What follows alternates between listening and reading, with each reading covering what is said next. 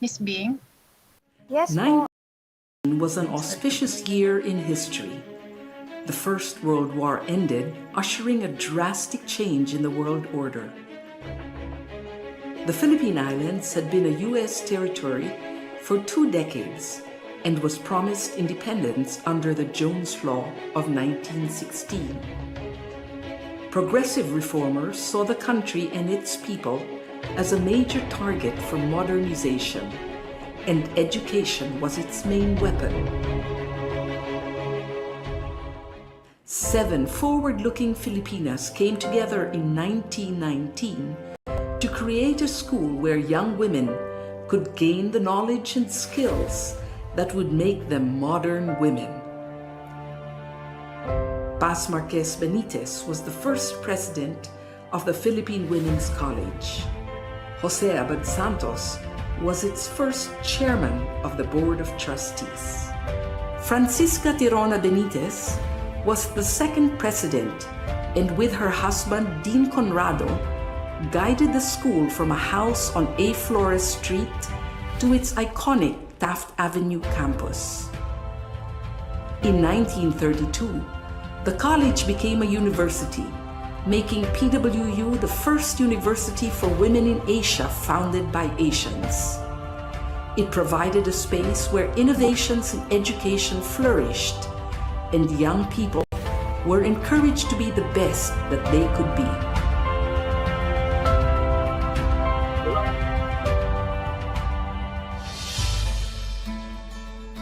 For over 100 years, the Philippine Women's University has been known as a leader in quality education. In 1934, PWU moved into its main campus on Taft Avenue, and since the 1970s has been co-educational.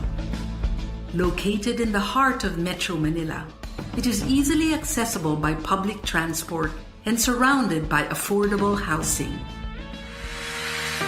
Today's PWU offers undergraduate and graduate courses in several fields of study.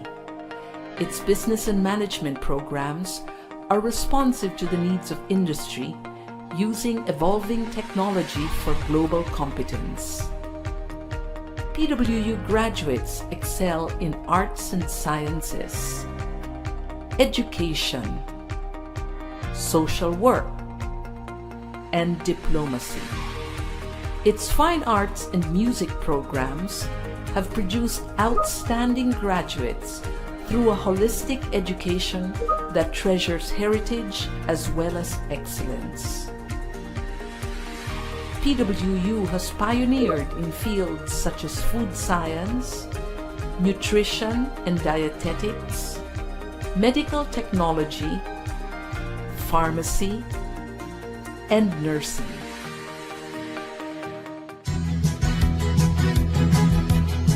PWU continues to play an essential role in producing graduates who possess the skills that make them competitive in the country and anywhere in the world.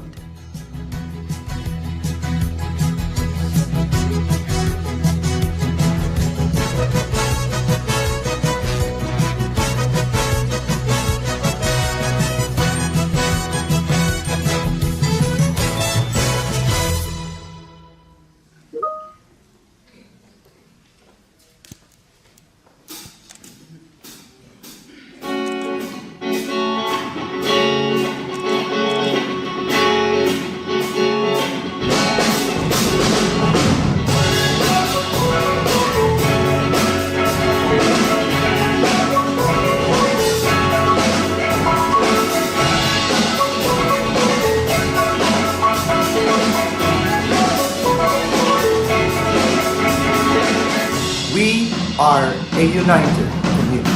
We may not be blood related, but we Patriots are one big family.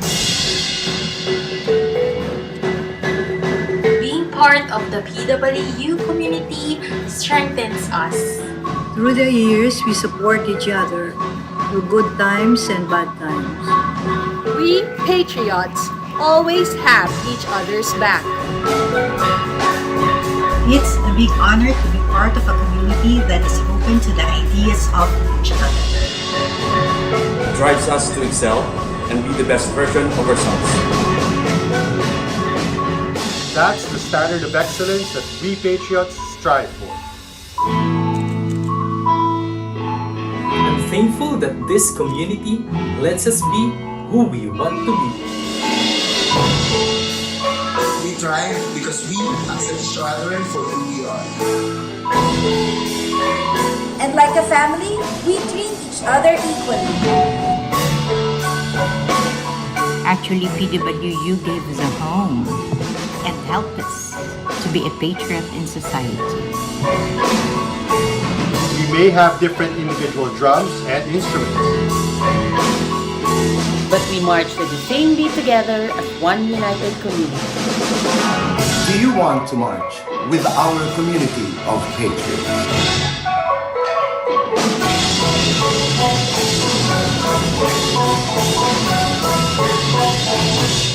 I am a patriot. I am a patriot. I am a patriot. I am a patriot.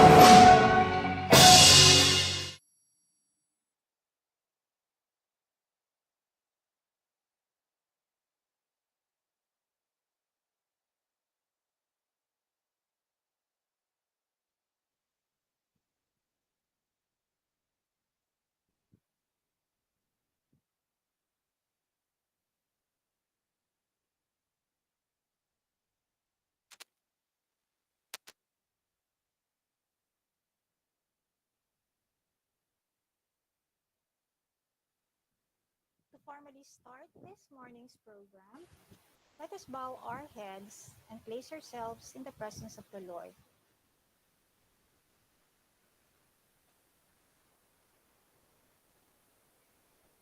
Dear Heavenly Father, we thank you for gathering us all today for this important event. May you bestow your guidance and blessings on this event so that we can enjoy and appreciate its significance and reflect on our accomplishments. Bless everyone who is present today, and that each may be able to share what he or she has for your glory and honor. Thank you, Lord, for all the blessings and strength needed for us to persevere another year. We apologize for all the mistakes and sins we made. May you bless our family, friends, classmates, professors, and home country. In Jesus' name, amen.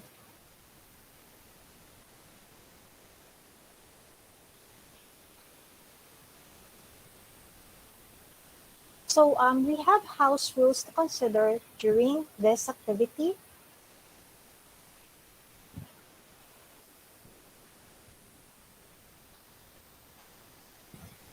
When speaking, please turn on your camera.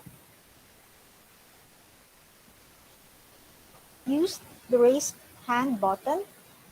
Please be considerate of others speaking, so be mindful of your mic and use the chat room for related purposes.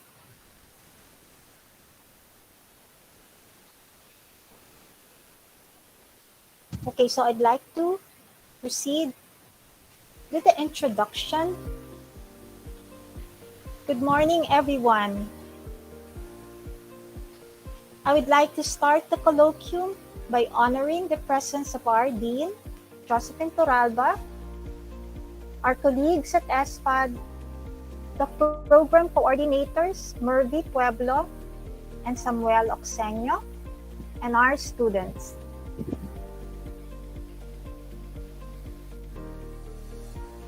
The objectives of this activity is to help further the pedagogical practice of our faculty members here at SFAD. It is an honor to be part of the research community where we propose activities that encourage our colleagues to develop their research practice. We have valuable speakers today, and we are graced by the presence of our guest moderator, Dr. Laya Boquiren Gonzalez. Our speakers will share their practice as art and design enthusiasts. They are interior designer Melanie Botor, Noel Cuizon, and Helena Malinis. In this light, I would like to take this opportunity of introducing our guest moderator.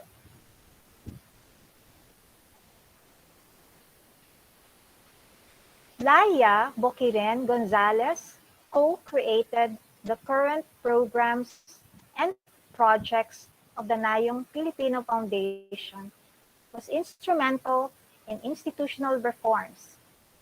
As a consultant, she acted as the Deputy Executive Director and spearheaded the Heritage Days program, which includes activations for a planned cultural hub in an urban forest, and engagements for a permanent collection of ethnographic objects collected from the 1970s to the 1980s. Aside from these, the programs she directed also include the Research Institute, which was known for knowledge products in heritage tourism, and the Cultural Leadership Institute, which provides courses on cultural sensitivity and heritage interpretation.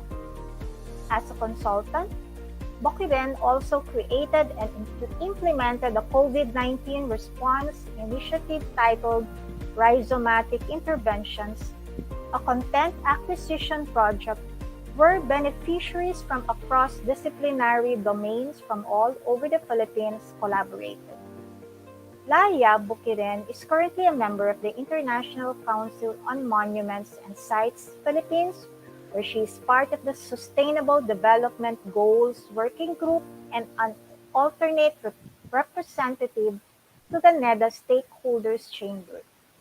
She remains a member of the International Council of Museums and a trustee of the Heritage Conservation Society.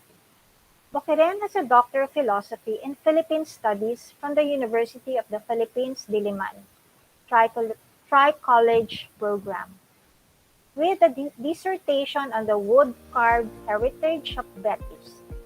She acquired her Master of Arts in Art History and Bachelor of Arts in the Art Studies at the same university. She was a scholar under the Goldman Sachs 10,000 Women Initiative and completed continuing education programs in managing the creative industries at Keio University and the Advanced Media Program at the Institute of Media and Entertainment. That's in Manhattan, New York. Boquiren was one of the 21 fellows at the International Center for the Study of the Preservation and Restoration of Cultural Property, or ICCROM's people-centered approaches to the conservation of nature and culture World Heritage Leadership Program. She was also a fellow at the UNESCO Bangkok and Think City Sustainable Heritage Management Masterclass, and Boquiren also authored Bible Foundations, Toti Serda, and several learning resources on arts and culture. She also authored a book on Pro Ecclesia et Pontifice awardee Willie Tadeo Layug and curated his exhibition at the NCCA Gallery. Boquiren is part of the pool of external validators for the Department of Education's forthcoming learning modules in arts and culture. She has more than 10 years of experience in higher education. Boquiren previously served as a curatorial consultant for various government institutions such as the Intramuros Cultural Properties Conservation Division for planning the Musea de Intramuros. Under a grant from the Japan Foundation, she was the curator of Field Trip Project Asia Philippines with iterations in Leyte, Baguio, and Manila. She also provided curatorial services to hubs like Art Portal Gallery for Contemporary Art in Davao, Galvez Atelier in Manila, Leaves and Bliss Projects in New York, Gallery Genesis in Manila, and other artist-run initiatives. The list goes on this 2022 with a special focus on creative place making. Friends, let's welcome Dr. Laya Boquiren Gonzalez. She's going to give us a talk. Thank you so much. I'm Giving the floor, the virtual floor, to Dr. Laya Boquiren.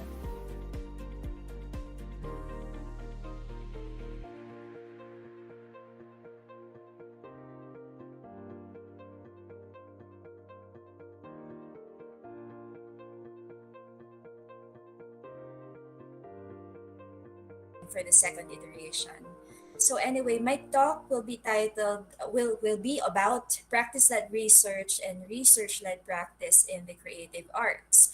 If we limit it, to the range of practitioners whom we have today. It's also known in some intellectual circles as VAR or visual arts research, although it can be extended to other creative domains actually, such as craft, design, architecture, and the more media enabled creative industry domains that we have right now in the UNCTAD, those categories that we have. So it can be extended further actually.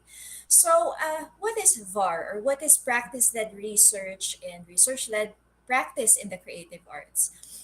Essentially, um, you are talking about a cycle. No? So it's really a continuum.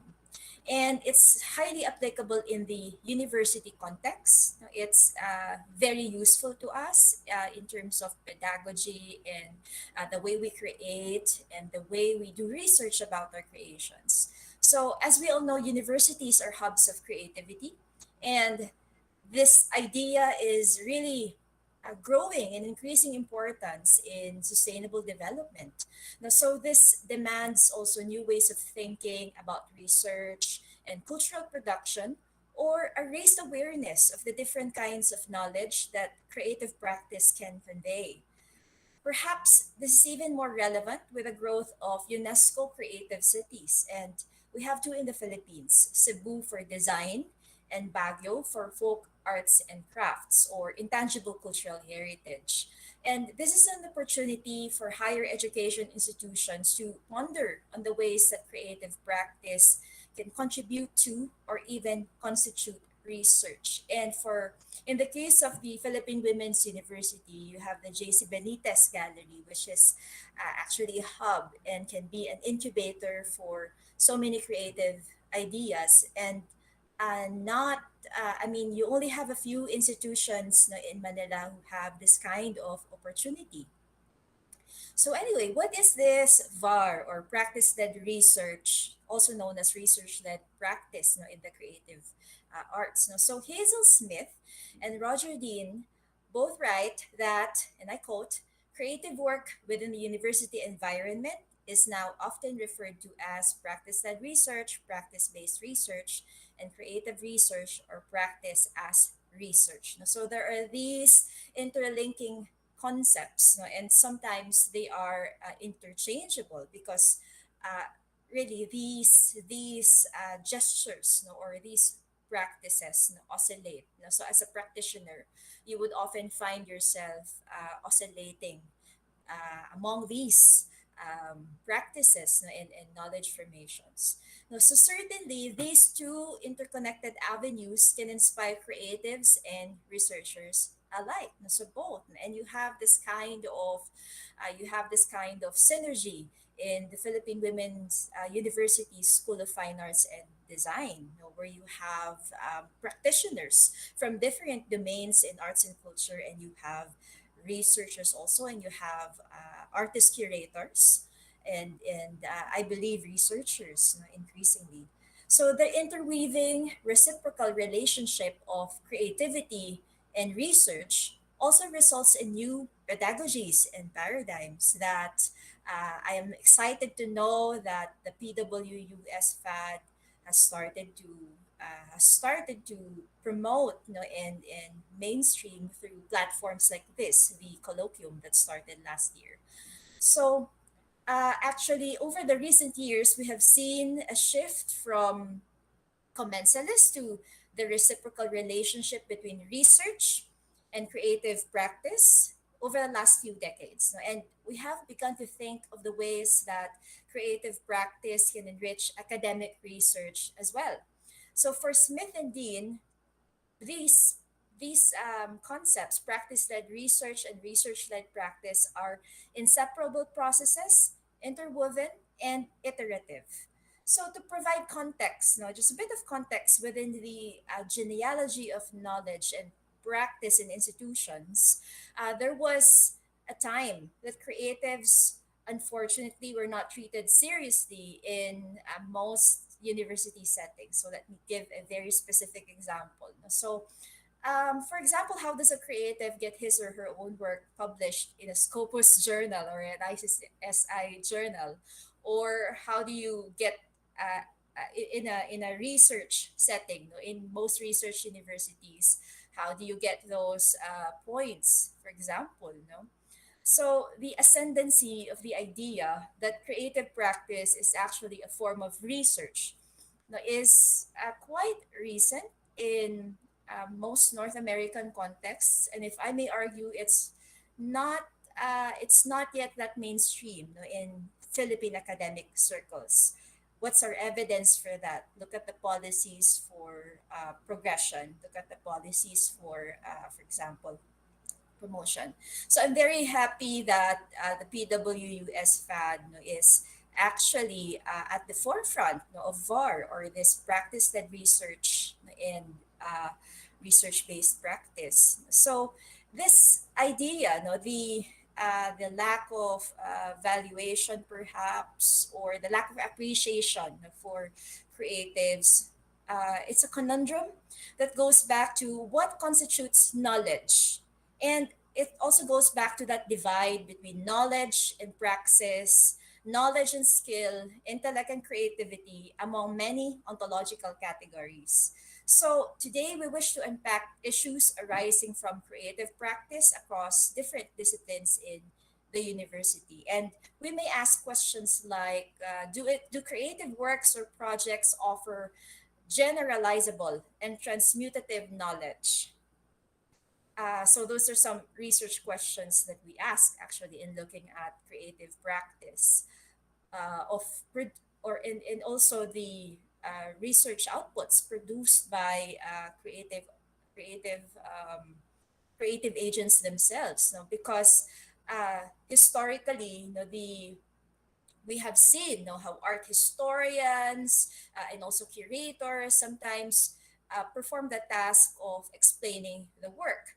But if we look at literature, we do have artists who have been contributing to knowledge actually, and it's not just through the papers or the manifestos they write, but it's also their outputs in themselves and the range of engagements that we have. In fact, it's not new. It has we have had artists producing treatises, and we have had artists producing manuals, and the idea is not so new actually. If we would just appreciate it, and if academic circles like the PWS FAD would appreciate it, which it is actually doing now, increasingly, and I'm very happy to know that. So, other research questions that we may ask: if normative knowledge is often verbal or numerical, can a sonic or visual work transmit knowledge? And also, does one consciously research during the process of creative production? And to what degree is it intuitive? Or should we even be rethinking this conceptual divide? Can knowledge also be effectively charged or anchored on the sensory? And are there detectable research trajectories in creative work that we can appreciate? So, the idea is that creative work is also research. The process of production is also research.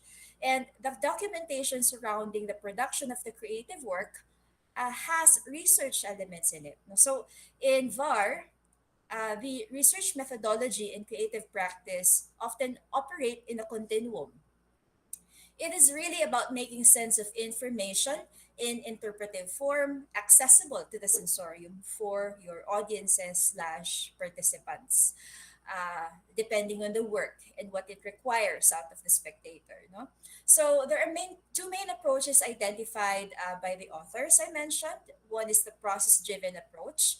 It is directed towards emergence, having no particular starting point in mind and no preconceived end. And to be goal oriented, on the other hand, is to have start and end points, usually consisting of an initial plan and a clear idea of an ultimate objective. So many practitioners oscillate between the two, as as some of the speakers in this colloquium may share with us. We have two interior designers and one artist curator in the colloquium today. Sometimes creative practitioners join forces with a researcher invested in qualitative or quantitative research, asking push boundary questions. And so the idea is to collaborate and work across silos, which is what a creative hub does. And creative hubs are aggregators of multiple specializations.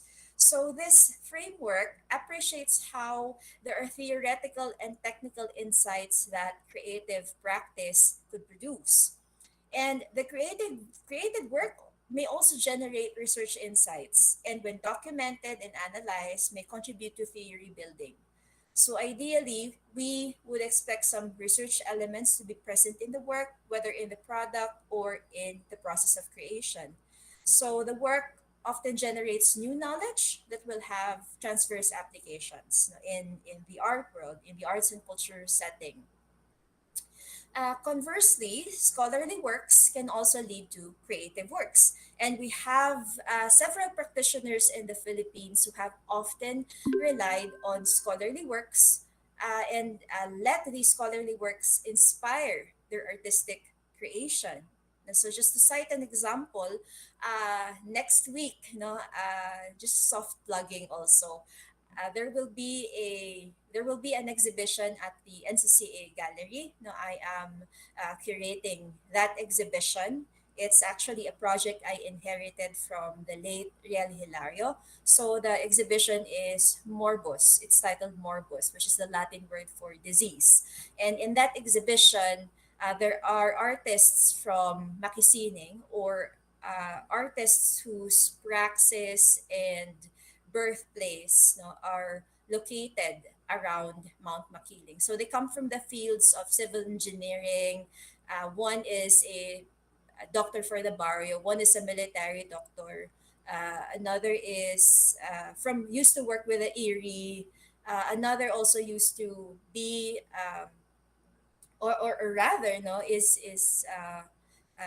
is a contractor, no, is a contractor for engineering and architecture projects, no? So in that specific exhibition, the artists, I forgot, one is a sound artist, no? So for example, the sound artist would do would map, no, the soundscape, no, of urban locales, no, and would do field work and field recordings. So that is one example of research-based creative works. So in that particular exhibition titled Morbos, the artists explore the various conceptual tenors around the idea of disease. And when we say disease, it could range from medical, no, psychological. It can even refer to social illnesses and um, aberrations, no, in our social and political or economic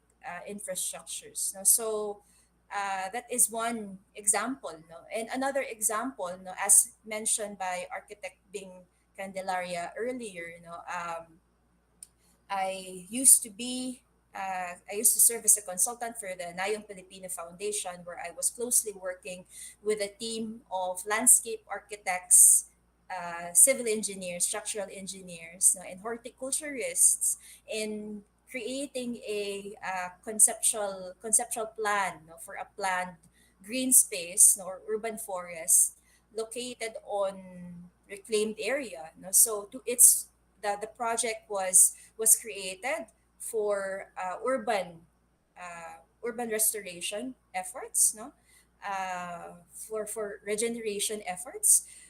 There is a worldwide, no, project called Generation Restoration. It's a collective effort, no, of restoring our urban ecosystems. So the amount of research, no, it took to create those drawings, to create those plans, to create those design ideas, no, were indeed Herculean. No? So it involved stakeholder consultations. It involved looking at previous conceptual master plans also in documents, old photos. No? So it utilizes all these visual methods, no, and interviews. No? So it's really a huge project. I'm not saying that fine art students should do that. No, definitely not, because that entails a whole year's worth of work. No, so I'm just citing an example, no, of the ways creatives actually do research over the course of creating works, that they do, no, that it's not just hindi yan drawing lang, no, nagdo-drawing ka lang, no, or you're just choreographing, no, a dance, no, or tutugtog ka lang, no. There's a lot of investment, intellectual investment in this, no. And the idea is not new, no. Leonardo da Vinci, Cezanne, Monet, no, have engaged, no, in research at various extents, no, in their artistic career. So the idea of a genius artist na spontaneously producing ex nihilo is a myth, and practitioners traditionally had an ideological investment in such myth. On the other hand, there have been examples of creative pioneers, that I just mentioned, who laid out ideas, strategies, critical positions through essays, manifestos, or even lectures. No? So you even Barnett Newman, for example, what else? Christoph Woodexco, would produce, their ideas, in written form, and there's a whole anthology on that, on art theory, but containing ideas of artists themselves. So this is actually what the university setting can encourage. I have also seen this outside the university setting, particularly in regions outside Metro Manila, where creatives are at the forefront, of rural regeneration or the mobilization of creative and heritage assets for sustainable development. So, again, no, this is just an introduction of what is VAR, or what is visual arts research, which is also often called, in various terms.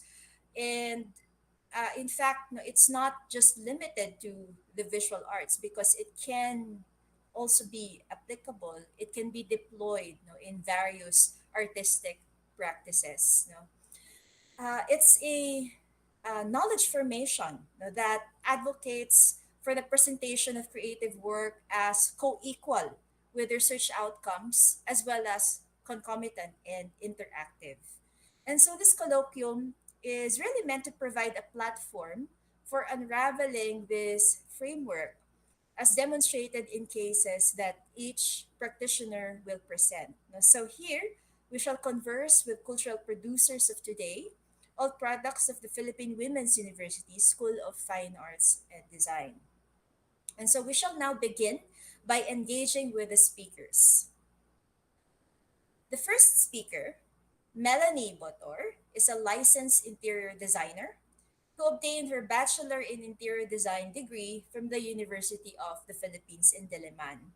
She is currently pursuing her Master's in Interior Design at the same university. What interests me as a scholar is her background in the furniture and retail fit-out industry. So I wonder, how does this inform her current design practice? Anyway, Melanie went on to work as an exhibition designer for the Design Center of the Philippines.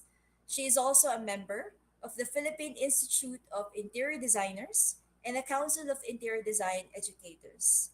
In 2015, Melanie attained the grand prize for interior design in the Metrobank Art and Design Excellence Competition, or MADE. So, colleagues, I have the happy task of introducing our first speaker for this colloquium, Melanie Botor. Melanie, I turn over the virtual floor to you. Hello, good morning, everyone. I'll just share my screen.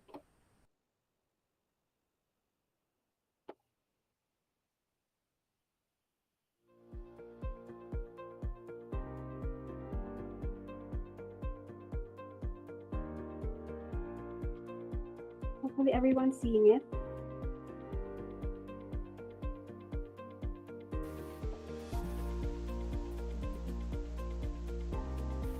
Yes, it's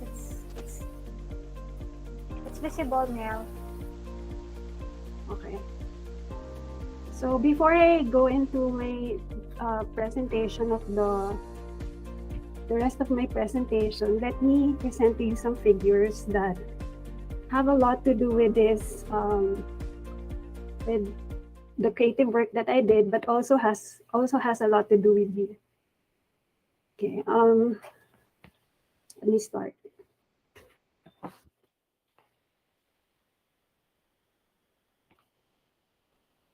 2 to 1,000. This is a number of times the level of VOCs, or volatile organic compounds, are higher in indoor environments, as found in studies by the U.S. Environmental Protection Agency and other researchers. So they found that it's actually more polluted indoors than outdoors. And that another figure is 96%.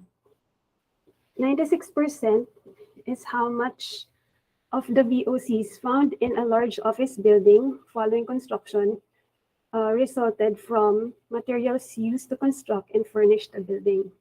So when you think about it, most of that pollution indoors comes from materials that are used to construct.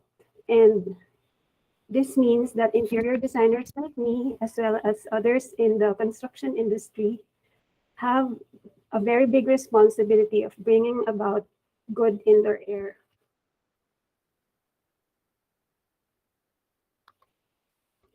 So I'm presenting to you Clearing the Air, how research and it was used to craft an interior design proposal for a wellness space.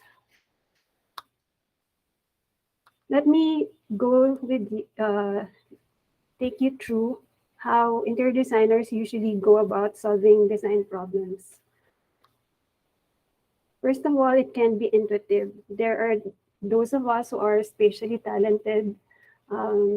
They really they have the insight, the innate talent to rely on their intuition in designing spaces. It can also be through experience. For those who have the benefit of having practiced long, it can be by experience. They rely on what they have known through the years, and also training. Another way is through sensitivity. If they are well versed in the culture that that they are designing for, the space for, or they understand the spaces very well, and those who use it, they can use their sensitivity. But it isn't. But what about spaces that are new, that have cropped up in the past years? Like, for example, co-working spaces, or during the pandemic, we have contemplated cashless grocery stores because of what happened. And so, how do you go about designing these spaces? So, one way to go about designing that kind of space is through evidence-based design. So you can design for these spaces by looking at what has already been found and relate it to the space that we are designing for. So this is actually the space that I'm going to walk you through. Is actually my entry to the Metro Bank Art and Design Excellence Competition in 2015 for the interior design category. And I'll just go through with you the design problem that we had. So basically, we were tasked to design for Spa Town, which was envisioned to be a haven for relaxation and wellness enthusiasts. So basically, inside this hall, were the tenants were all catering to wellness and relaxation. So it's just one venue. They wanted one venue for all these services to be available. And if you look at the design, if you read through their design brief, the space was actually at the bottom of a building. It was conceptualized to be located at the bottom of Paseo de Roses building in Makati. And I don't know about you, what your common experience is in spaces at the bottom of the building. Usually it's the space, these are the spaces wherein it doesn't have much access to light, ventilation. It's where you smell everything. You smell what's in the parking lot. Okay, it's not really a very good image in mind. When you think about condominium, the bottom of a condominium building. So that was what I was thinking about as I was designing this space. Another thing that also I was reminded of as I was thinking of my design concept for the competition was there was this one story that my teacher in the graduate program of interior design, she told us about how interior designers became very important in the West, and that was during the time of the Industrial Revolution, when there were a lot of factories in the cities. The people wanted to counter the pollution that was created by these factories by decorating their spaces with velvet curtains, carpet, a lot of knickknacks in their interiors, and deeply tufted upholstery in their furniture. And actually, that was doing the opposite. What they were trying to do by that was what they were trying to do by to keep out pollution, but actually it was doing the opposite. It was creating health problems for the people who were in these spaces. And that made people realize how interior designers can actually, if they remove those materials in their interiors, it made them feel better. And it also made people realize that interior designers weren't just for aesthetics, but also to improve quality of life. And that is what I also wanted to do for this gig.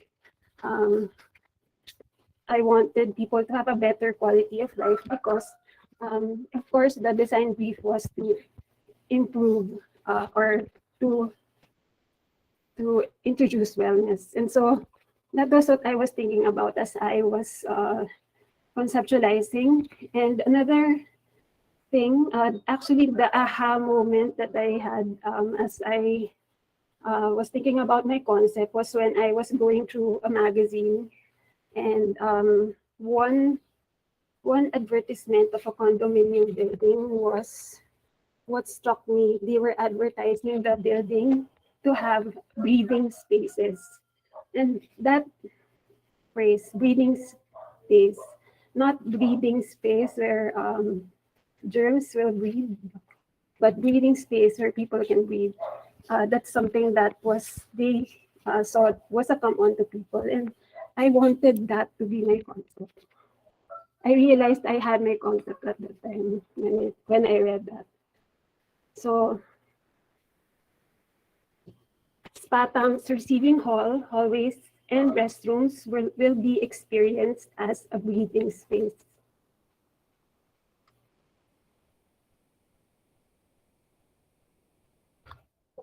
Through the steps taken to minimize indoor air pollution and sick building syndrome, people will be able to breathe literally and figuratively by avoiding a hemmed-in and oppressed feeling despite being located at the base of a condominium building.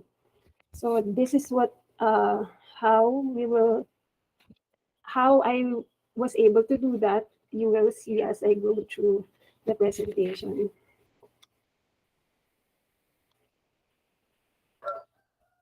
Four words actually encapsulate my design solution for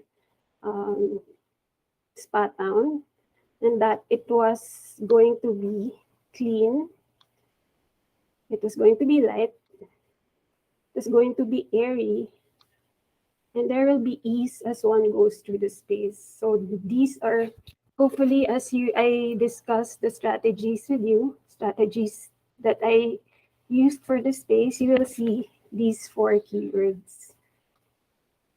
Okay, let us look at the plans of the breathing space, okay, in Spa Town. So first you're looking at, on the left, you're seeing the floor plan, and on the right, you're seeing the reflected ceiling plan. So when you look at the floor plan, you see these lines that help you, that leads you in through the space. And actually, I was trying to create the image of, or the lines sort of lead you throughout the space. It encourages you to go in, because some tenants would like for people to be able to see all the spaces, not just those that are in the front. So it leads you throughout the space. And also what I wanted to do was to create the image of wind going through the hallway. Okay, and it's the same thing with the reflected ceiling. And so those lines, curved lines, lead you throughout the spaces. And then another image that I also wanted to create was, as you enter the main hall, you will see this installation of leaf-shaped resin. There's an installation, and actually I wanted to create the image of leaves being rustled by the wind as they come into the space. And so that sort of evoke that, as well as the lines that were used. Okay, but of course, that's just the imagery. Let me discuss the other aspects of it that makes it a breathing space. So it makes you feel, hopefully it makes those who come in feel that they are in where they can breathe freely, and also a bit more alive. Okay, so as I was doing my research, as I was thinking about the things that I can implement throughout the space, I stumbled upon this visual from the Environmental Protection Agency, and it listed down the ways one can improve air quality in all the rooms of the house. Okay, so actually this is something that is from the West. It's from the United States government, but some of these are applicable to our space, and those are the things that I was able to apply.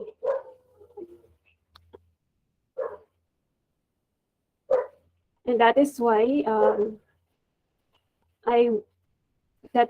all throughout the spaces, I wanted to have durable, easily cleanable materials.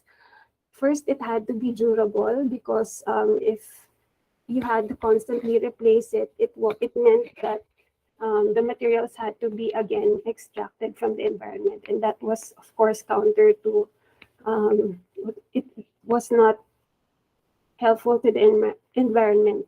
Okay? And then the materials also had to be easily cleanable. It's either the surfaces don't have a lot of crevices so that dirt doesn't seep into these crevices, or there are some materials that were used that it can clean itself. So that was what I wanted to do, and that helped the space to be a little more clean. And then also, if you have to clean the space a lot, you also the chemicals that come from the cleaning materials also affect our health. So that was something that also was considered.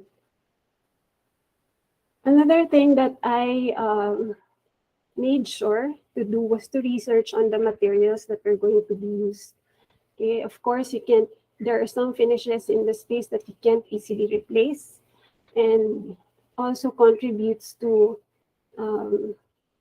the chemicals that can affect the health of the users. So I made sure to look at materials that have certification, most importantly, third parties certification for materials. Why is it important that it's third party certified materials? Because, for example, those who make paint, those who promote, for example, certain materials, they will just say, they can just easily say that it doesn't contain a lot of VOC, but you're not quite sure because they are involved in producing and, of course, selling and manufacturing and promoting these products. Okay. But if it's third party certified, the industry, or there's an independent group who certifies these materials, and it's a little more reliable to get materials that are third party certified. And one third party certification that I saw was the Green Guard certification, which is a certification specifically for little or no chemical emissions for materials. So that was actually this certification isn't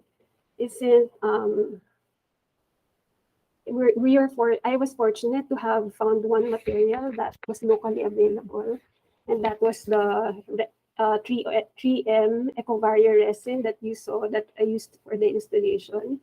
So it was certified to have little or no chemical emissions.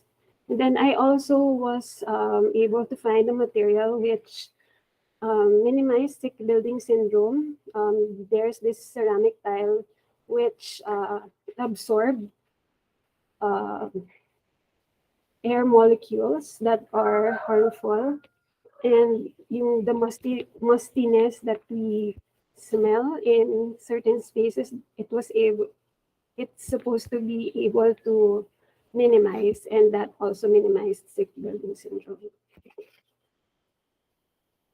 Okay, as I also was researching for how to improve or minimize sick building syndrome, one of the things that I learned was that lights that flicker actually have an adverse effect on people. And that is why the lighting that was used throughout the space was LED lights, because they lasted longer. And the chance that it could easily flicker out was a little smaller. And so that was what I was also thinking about as I specified this material. And of course, I also wanted the space to be light. So I used light colors and reflective finishes, because if these materials are used, there's a lesser chance to have to turn on the lights during daytime. So it's also has an effect on energy consumption. And of course, plants will be used to purify in their air. So I think plants have, or it has been already established that plants minimize carbon emissions or absorb absorb harmful chemicals in the air, but I also had to be careful of how I incorporated plants in the space because maintenance was a problem. And for example, this green wall, how do you maintain such a the plants, especially at the higher portion? So I also had to research on what kind of irrigation system it had to have so that it will still be maintained. And I had to justify it to the judges. All throughout this space, you will see, when you look at the plans up close, I'll have a closer look of that later on, but you will see lounge seating inside the hallway.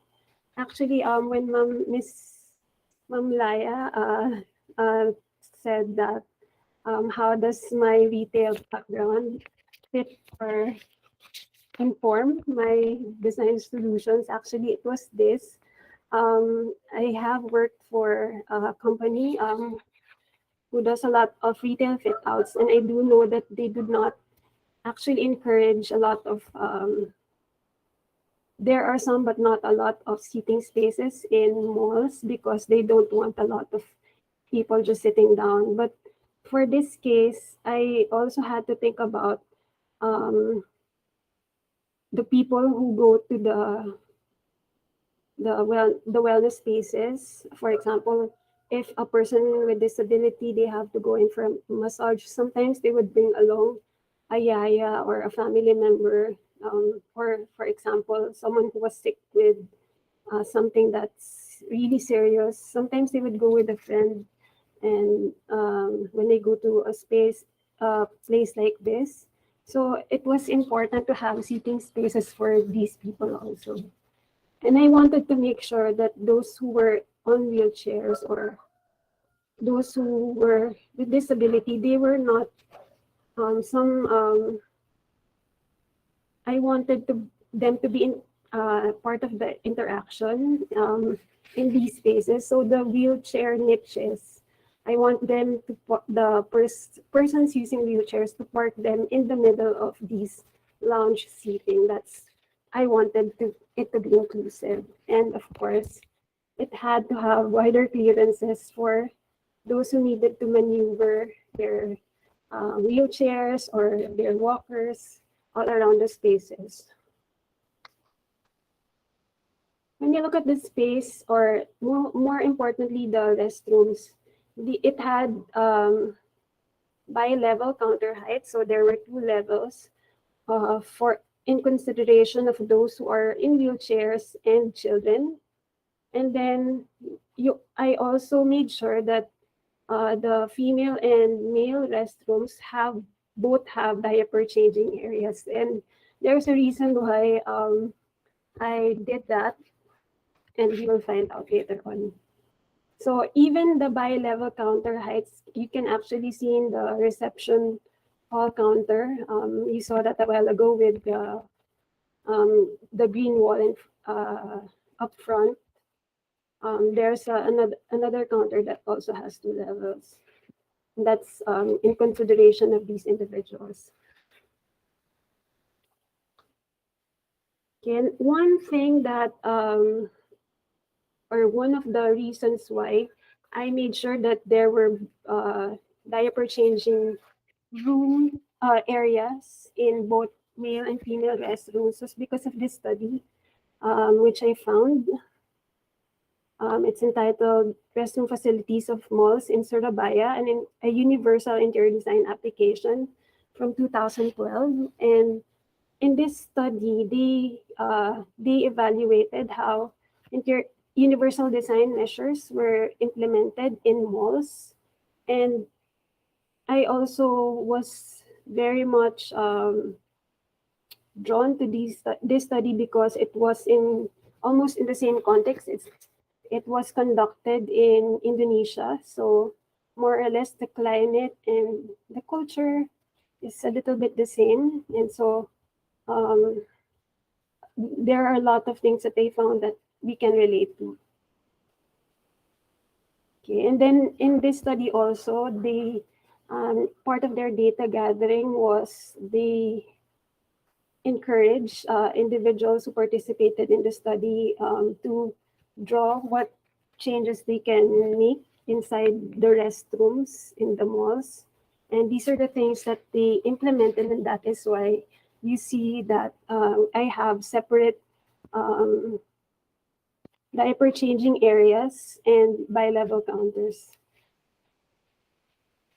Okay, I also wanted to make the space barrier-free, so to speak. I didn't really want to introduce another level. It makes it harder because it makes it harder for people in wheelchairs or in walkers to maneuver throughout the space, go around the spaces. If there were different levels, I just kept it at one level, but of course you can see the lines that you saw on the floor plan earlier. It actually just made it look like there were different levels, but there wasn't actually. There was just one level. And another resource that I found helpful as I was preparing this entry was this Universal Design Guidelines resource for commercial buildings, which the Building and Constructions Authority of Singapore, they made this available online. And a lot of the universal design measures that I also implemented throughout the space can be found in this resource. So you can actually access this online, and it's very helpful. As I was also planning the spaces, especially the lounge seating, there was a special reason why the seats were curved inwards, and that is because of the study of Robert Sommer of sociopetal and sociofugal spaces, wherein he learned that certain spaces encourage interaction, which is sociopetal, and there are also spaces that discourage interaction, and that's called sociofugal. And of course, I wanted a lot more interaction inside the space. That's why this is curved inwards, because it encouraged people to face each other and basically to talk. Of course, there are also some people who maybe they don't want to talk, but there are other seating configurations for that. But mostly it's like this, curved inwards to encourage interaction. Okay, of course, materials have recycled content as much as possible and are very durable if it's not made of recycled content. So I tried to really research the materials that I was using for its impact on the environment, for the use of, if it's using materials that, or if the materials used are not harmful to the environment. And even if they're going to be used, they have to be durable, because being durable also adds to the impact to the environment is less, because they don't have to be replaced all the time. So an example of that would be the phenolic boards that I use. This is, of course, plastic, but this is plastic that's very durable, and so you don't have to replace it as much. So that is one way that I used. That is one of the ways I apply this strategy. And then to save on light, to save on resources, to save on water, there were these LED lights, sensor-activated flushing valves, faucets, hand dryers, and reflective finishes. These are all working together to help the space minimize resources, Of course, if the flushing valves, faucets are and hand dryers are sensor activated, you don't have the problem of, for example, someone leaving the tap on, and that was helpful. And then for reflective finishes, because you don't have to turn on lights at daytime, so that was also one way to do this, minimize resources. And of course, I think on the side of the owners of the spa town, it would be a good thing for them. They're saving on money in some way because of this. Okay, so actually, as the reason why this study is very well researched is because I actually was taking a class in my master's, in the master's program that I'm in, and that helped me evaluate the researches that as I was using. It helped me look beyond the findings, but also helped me select what was relevant to this proposal. And so because of that, I was able to learn that it's important to situate the study, to know who the author is, what is their, what may be their motivations in conducting the research, what may be the implications of those findings. So basically, when I think about situating the study, in Filipino, sometimes I call it the hugot of the author. Why is it that they conducted the study? And that helped me select what studies that were relevant to this design problem. Another thing that I was able to keep in mind as I was preparing this entry was to choose evidence closest to the context of the design problem. So as you can see, I tried to really look at studies that were usually Southeast Asian context, all because there isn't a lot of research locally that can be found, or maybe there are but aren't published regarding in their air quality. So mostly the resources that I see were from the West, and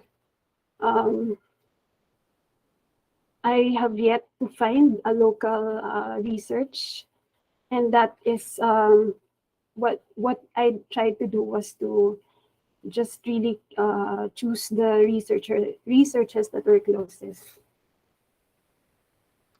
Otherwise, I would have chosen a local study, more a Filipino study, hopefully. And then, of course, I was able to learn how to choose reliable sources all throughout. You see that there are a lot of nice sources from the government, because of course they wouldn't publish these things there if it wasn't backed by study. You also see that the researches that I was able to find a lot of peer-reviewed articles, and then of course I also tried to choose sources that were recent, but of course there are some concepts that have not been replicated in more recent searches, so I had to refer to that. So let me go through the spaces with you again. This is from the main entrance, from the reception counter. This is the view from the upper level. And this is from the rear of the lobby. Let me just mention that as I presented this to the panel of judges, the comments were it was the only entry at the time to consider the persons with disability And their yaya, that was one comment. And then it was very well researched, and that it was also very holistic in approach. So this is their hallway and their female restroom counter and the rest of the restroom. And that's it for my presentation. Thank you. Thank you for that wonderful presentation, Melanie. Excellent presentation. And I'm glad you're safe. I heard there was an earthquake at the Philippine Women's University earlier this morning. I'm glad that our colleagues are safe and with us in this colloquium.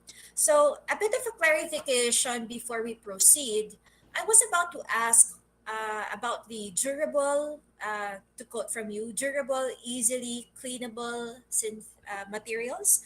Are these synthetic or recycled materials? Are these materials that are sustainable and from factories with low carbon emissions? They can be usually for those who may not have recycled content. For example, I tried to use very durable materials because it lessens having to replace them a lot. So that was the, if it cannot be of recycled content, it has to be the other, it has to be durable. And then I tried to look at it being having low carbon emissions also in terms of how it's made, but more or less those that I have used, they do not off gas basically, VOCs. So in of itself, not just yet with the process of how it's made, I know that it has low carbon emissions. I have yet to find out how they make the materials. I see. Yeah, because I noticed that in the case of some of the suppliers that we have, construction suppliers, for example, they will say it's made out of bamboo and all that, but then the creation of those Yeah, bamboo the fiber waste. emits a lot of carbon in itself. No? So I Yeah, kind of wonder about this paradox. No? yeah. How can you say that it's sustainable, but then it has these emissions in the process of production in factories? So anyway, moving forward, I see that you were discussing indoor plants. No? So I see that you also considered indoor plants, no, or natural materials basically that absorb carbon from your green wall. So I wonder to what extent did you use it? I know that in design we always need to consider maintenance costs. No? Yeah. So what were the strategies, no, that you were thinking of in the use of this? No? And then you said that you devised of a design that will somehow irrigate I, the I did plants, no, in the green wall, I or did did not you devise. go with I it? just researched on how to maintain, how green walls can be maintained, because that was the usual concern. If you're using a green wall, the higher parts of that green wall you can't easily reach it, so it doesn't get irrigated well. And there is actually a drip irrigation system that they use, so you can still water it at the higher parts of the. I just researched on that kind of system, but I did not devise it. I And see. So your green wall for the spa town, you in your recommendations, no, in your design brief, no, you recommended the use of plants or just synthetic materials. it it is real plants. I also do Plants. not I do not recommend synthetic, or meaning plastic, because they also off gas chemicals when, for example, over time Yes. plastic and off gas. So I encourage real plants. There are Yes. some considerations, however, when we use it, because of course, for example, if you water them, some you can't use, for example, electronics near them because there is some moisture that they have when it's near that. So I had to think about a lot of these things when I implemented the strategies. Yes, agree, no? And I see that in a lot of shopping malls, the use of plastic plants, no? And considering that a lot of our malls already emit so much carbon Yeah. and contribute to climate change, no? And then you go inside, no, there are certainly a high degree of VOCs inside these shopping malls. Kasi Yeah. when if it's aircon, we think it's okay. Eh. We tend to think it's clean air if it's air conditioning, but actually it's not. No? Not, And yeah. we learned this during the pandemic. No, we Yeah. became more aware of this during the pandemic, and so people actually started craving for open Air, spaces, yeah, no, without air ventilation. conditioning, right? No, so there, I'm glad, no, that this project, no, proposes the use of natural plants, no, Mhm. and then another thing, no, was there no other way for the owners of the property to improve on the ventilation? I understand that this is at the lower ground floor, ba? Lower ground floor, a basement. Yes, yes, ma'am. Actually, I don't have the benefit of being able to talk to the owners as I was preparing because, of course, this is an entry, and we don't really have the luxury of time as well as access to the people who can be using the space. We, I'm not sure if it was actually the spaces actually exist at the time. But we were given the general location. We were Those are the things we were provided. So um, hopefully, if I have that luxury of being able to talk to the owners, I can of course think about their concerns as well. But because it was an entry, I wasn't afforded that. I I see. would have It would have been useful also because it's Oh, research. yes, agreed. No, and it's it's the healthier solution actually for the long run. No, so anyway, I'm sure we will have more. Uh, we will have an exciting panel discussion later. We can continue discoursing more about these design problems, no, and solutions, and even possible collaborations that we may have. No, so thank you for now, Melanie, Yeah, for that. And I'll see you again later for the panel discussion. thank you. So, guys, so Melanie was inspired by ideas on wellness, improving air quality, and was provoked by a problem that human beings, like myself, face in spaces, like shopping malls and a lot of commercial spaces. That is VOCs, or volatile organic compounds. And so she designs a so-called breathing space as a mitigation strategy. I see that Melanie observed users of the space during the process of creation for this entry for the maid. She observed users of this space, and these are techniques that are common in urban anthropology, actually.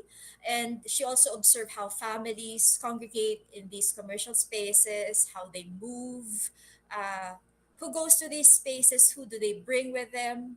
No, and I also took note of how Melanie conceptualized the space to be inclusive for persons with disabilities or special needs. Further, she considered children and mothers, even with the design of the comfort rooms, I think. Literature used included journals on design in locales with similar climate like Surabaya. She mentioned the dearth of literature for local cases, no, in the Philippines, and perhaps knowing this can encourage interior designers to co-produce research that will contribute to the literature in the Philippines. And you have journals in PW SFAD that I'm sure can accommodate these. And Dean Jing Toralba will be happy with your journal, with the submission of your journal entries, I'm sure. So really, I wonder, no, what else can we do apart from introducing cosmetic designs in interiors? Is it also possible to utilize natural materials more in most of our commercial spaces, or to work with nature in interiors? Because working with nature is almost intuitive, no, for a landscape artists. No, how about for interior designers? No, and can this problem also lead to other research-based creative solutions, no, such as low-impact developments for carbon sequestration in other projects that we have outside the domain of interior design. So again, thank you very much for sharing your project with us, now Melanie. I shall see you again later for the panel discussion. And for now, we shall move on to the next speaker. So the next speaker is a seasoned artist curator and educator who started his career actually even before I took my art history for my master's. And actually, I am humbled because it is I who will learn much from engaging with our next speakers. So, Noel Cuizon received his Bachelor of Fine Arts with a major in painting in 1987 at the Philippine Women's University in Manila, so tubong PWU. No? So it is also in PWU where he is currently completing his Master's in Fine Arts and Design.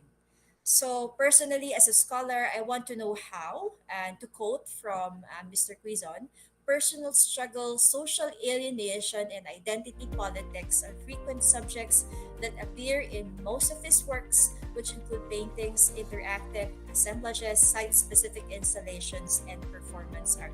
End of quote. So since 1987, Noel Cuizon has been exhibiting professionally in the Philippines and abroad. Among these include the third ASEAN Traveling Exhibition in 1993, the Quinta Bienal at the Havana in Cuba in 1994, the fourth Asian Art Show in Fukuoka, Japan, and among the significant awards he's garnered as a visual artist included an honorable mention at the second Bienal of Arts in Mukarasaki City in Kagoshima Prefecture in Japan, a jury mention at the 26th International Festival of Painting in France in 1994, and the 13th Artist Award or TAA from the Cultural Center of the Philippines in 1994. Aside from various grants, Cuizon is also a recipient of several art endowments, including the Star Foundation Fellowship from the Asian Cultural Council or ACC in 1998, and then a residency program at the Headland Center for the Arts in Sausalito, California, and an artist in residence bursary from the Pacific Ridge Contemporary Southeast Asian Art in Oakland, California in 1999. Noel Cuizon has experience as a curator and exhibition designer with institutions such as the NCCA, the CCP, and the Ayala Museum. Moreover, he was involved in informal education efforts, much needed even in today's setting. Noel facilitated workshops, talks, and consultations with artists, as well as collaborated on projects with collectives such as the Tutok Art Corps and Baglan Incorporated. For the past 12 years, Noel Cuizon has taught at the PWU School of Fine Arts and Design and has been the coordinator of its painting program under the Studio Arts, as well as the curator of the SFAD Studio Gallery from 2010 to 2015. He served as the arts manager of the SFAD JC Benitez Gallery and the Sentro ng Malikhaing Paglilimbag from 2018 to 2022.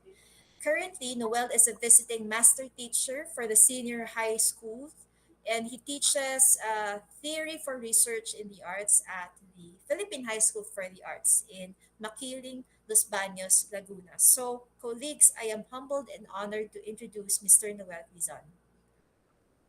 Thank you, Dr. Boquiren. Magandang umaga sa ating lahat.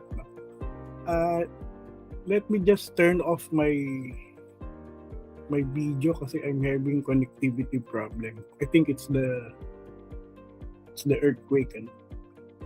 Anyway, so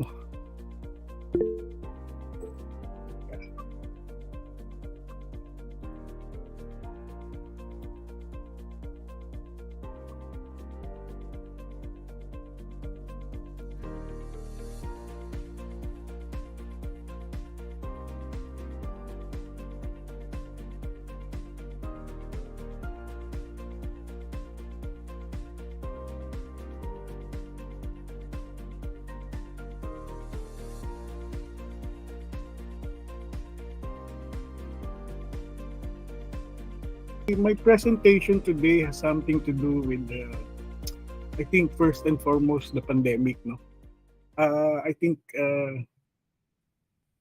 we all experience the same frustrations and frustrations at the same time yung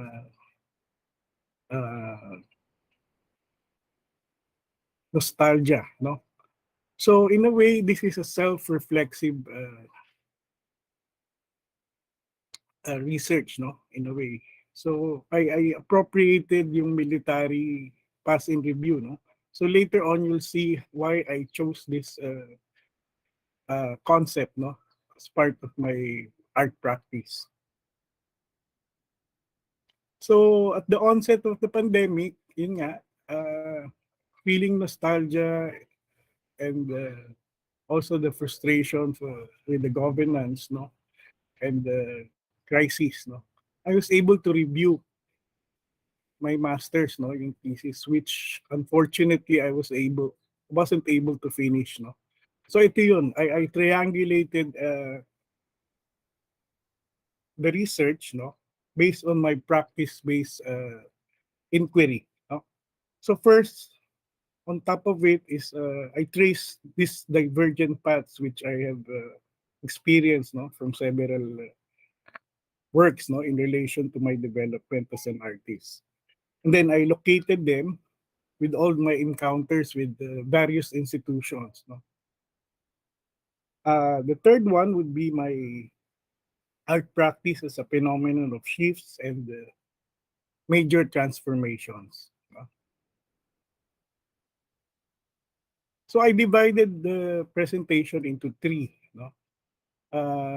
Misa Song is like the convergence of all my practices, no, my art practice as a visual artist, curator, and cultural worker, as well as an art educator. So these are the narratives of my engagement. No, the second part would deal with the frameworks, no, my perspectives, my structures, and how I go about them. No, so my basic premise is to strike a balance between theory and practice, no, through my medium, my message, and my motivation, no. Siyempre, yung context importante yung sa akin. And then the last part would be my timeline, no? Yung aking how I started with my art practice and also yung trajectories, no? How I see myself now. I'm, by the way, retired, no? There was this mandatory retirement to be part of the gallery, no? So I'm now teaching part-time at SFAD. No? So this will deal with the I appropriated yung Vitruvius, no? Yung kanyang basic concept in architecture, which is strength, functionality, and beauty, which is very relative. So yung convergence of my art practice roots from my first as a visual artist, and then as a curator, a cultural worker, and also as an art educator. I believe that disciplines converge, no, in a manner that art practice is defined, no, through these various engagements. So as a mise-en-scène, like how you put components in a theater production, no, lahat ng properties, also in film, no. I use this as a metaphor, no. First, as a visual artist, so this is my studio in the gallery, no. So while managing the gallery, I have a small nook there where I do my artworks, no. Mga 10% lang yon. So I started as a multimedia artist, no, for my undergrad thesis, and this led me to a lot of exploration, no. That led me to interactive works, no, or interactive assemblage. But I also deal with, you know, simpler compositions, no, simpler artworks, no, without compromising yung my intention as an artist. No? So this was done, I think, before the lockdown. No? Also motivated by the 6 years, almost 4 years of dissent, no, dun sa ating administration, no. So I'm very vocal about it, and I've been since 2016. I've done works which you can see later, no. So this is in connection with what Dr. Boquiren mentioned about yung what motivates my work, no. So these are, I'll just show you some slides of my works, no. So besides being a mixed media artist, I also do installation work, no. So I started doing installation art as I see opportunities to express myself in other genres, no, or other media. It was reinforced when I had my residency at the Headlands, no, dealing with a lot of artists, no. Very conceptual sila, eh, no? So imagine me, parang nasa science laboratory, brought into a space where I don't work much with yung mga conceptual works, no? So eventually, it led me to explore these possibilities, no? Ayan, hanggang sa huli, I collaborated with Karen Ocampo Flores for installation work, no? Using an old chair. And then ito naman with I think I was part of the show in 3 venues, no? So at the end of at the third, no? Yung third stream ng exhibition, I think I got sick. So only the residue of my performance work was shown in UP Vargas. It was curated by, I think, so 3 venues, and then we had several curators, no? Made the Twin yata. Yeah, si Dr. Made the Twin. Anyway, so while doing these works, I obliged myself to engage my students, no, in a lot of artistic production. So hindi naman sila lahat involved sa installation work or social installation. And then this was an incident in PWU, no. This was right before the entrance of the gallery, no. Na during the break, naipunan ng basura, no. So the then president of the university challenged us, okay, why don't you transform it into an artwork, no, involving your students or your apprentice a gallery. So, but it stinks, because sir, you still have to call the local government. Anyway, we proceeded. They gave us materials, and we actually did the performance, no, without any audience and an installation. So they did graffiti, binalot nila yung basura lahat and all. And then we, well, in a way, transform it into a visual experience, no? So besides installation art, I was also exposed to performance art, no, when I had my residency abroad. So from simple performance work, ito yung during the NCCH show of PWU, up to the point that we are limited, no, to the online platforms, no. So I even joined this Concerned Artists of the Philippines event, no, online, where we espoused yung protest against EJK, no. And then this was one of my first, I think, official performance work, no, for the Tupada Revolt festival, no. So we were harassed by the Luneta guards kasi we performed right in front of the Rizal Park Monument, no. And well, we still proceeded and we finished the performance, no, together with Chris Bautista, no. We did the collaboration. So this was like replicating yung or using yung death ni Rizal with the fall of Christ, no? Then as early as 2007, no, as part of the Tuto Collective, we did a festival, no? We were part of this festival, dealing already with EJK, no? So this was the time of Gloria Macapagal Arroyo. There are other exhibitions where we include, no, performance art as part of the exhibitions of paintings, no. So dito I collaborated with various performance artists, no. I was like the dominatrix, no. So I went to their spaces and I interacted with their performance. Okay.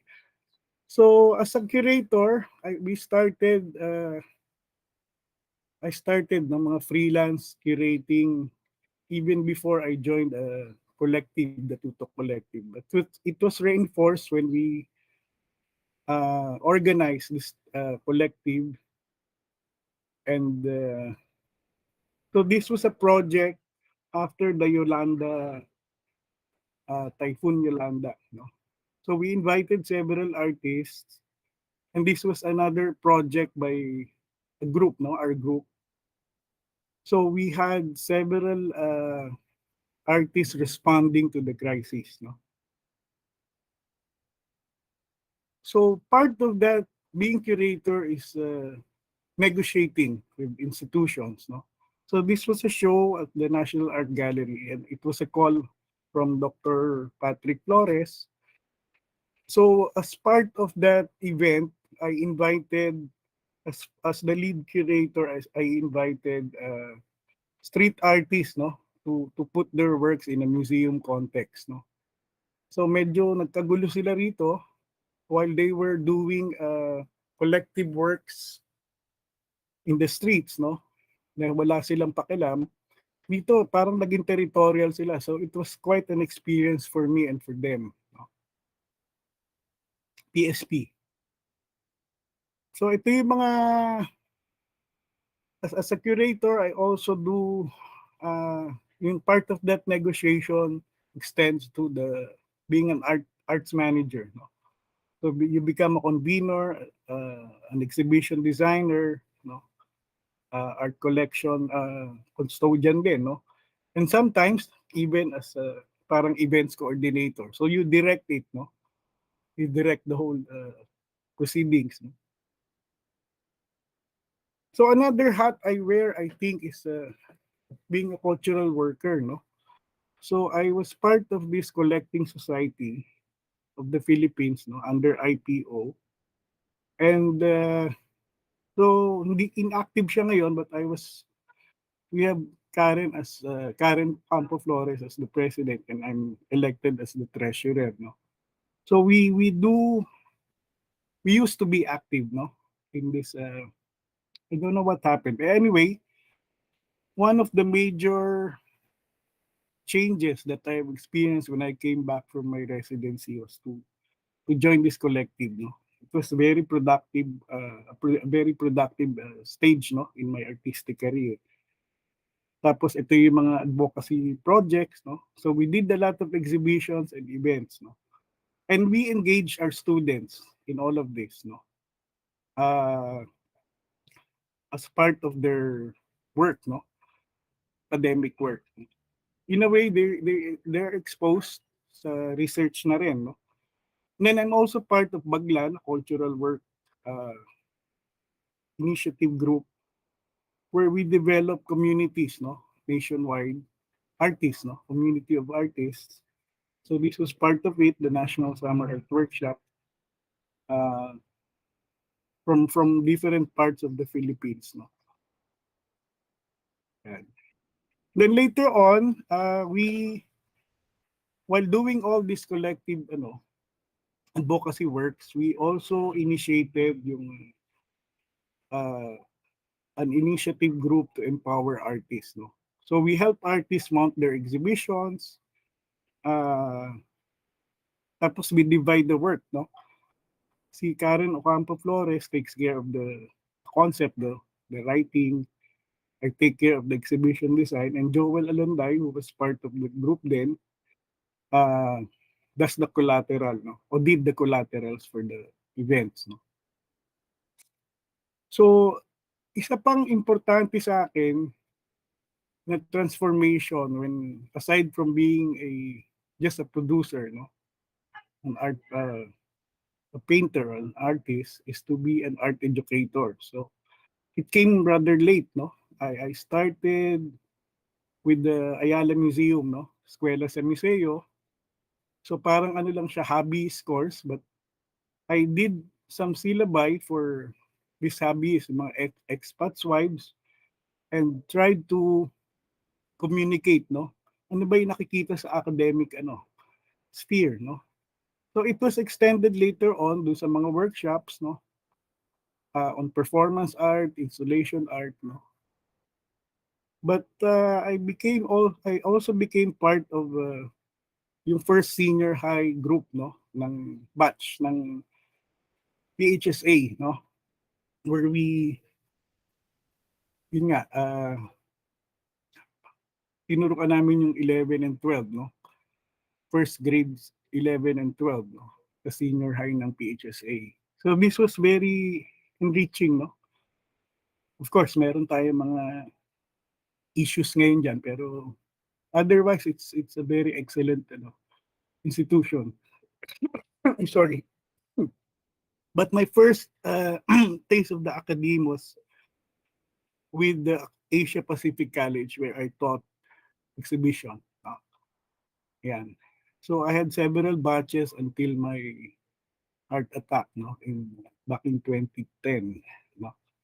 So ayan. And then I took a break, and then the Dean Toralba invited me to be part of the faculty roster. No? So we started together, no, I think sa PWU. That was back in 2010. 2011, she became dean, and I was assigned as the program coordinator for the painting department, no? Which was approved by the CHED, no, as Studio Arts, parang UP. Pero I don't know what happened, why they did not push through with the plan, no, naming it Studio Arts. So with this, hindi lang siya academic, no? Lahat ng aspeto ng practice ng bata, ng mga young learners, no? So even as part of their graduation exhibition, nag-perform ako as a send-off, no? Perform din ako sa exhibition nila. This was the first thesis batch I handled, PWU. Okay, so the next part that this presentation is yung frameworks, no? So how do I connect all of this, no? Yung medium ko, yung message ko, and the motivation. Of course, the context, no? So it deals with perspective, structures, and of course, how I deliver them. No? Yeah. So basically, it's about yung narrative, no? And I've always been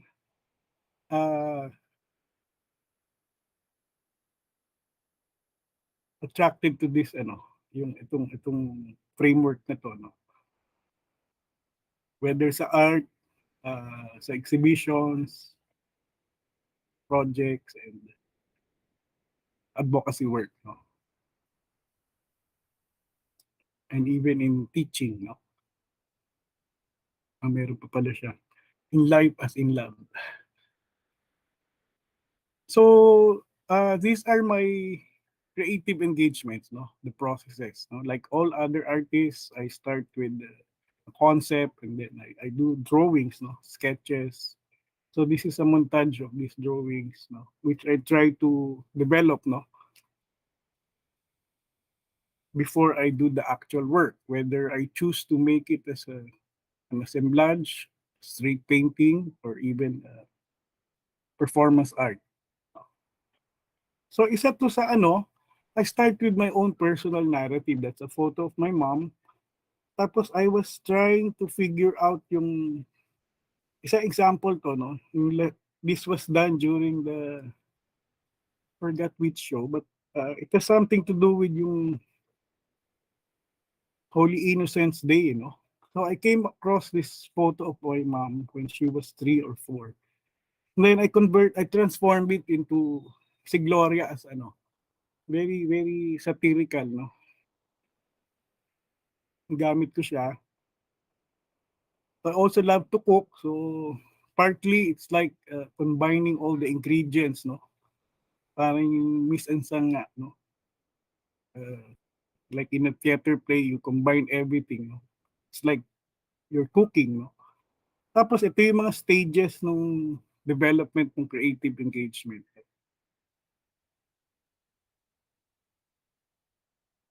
Yan.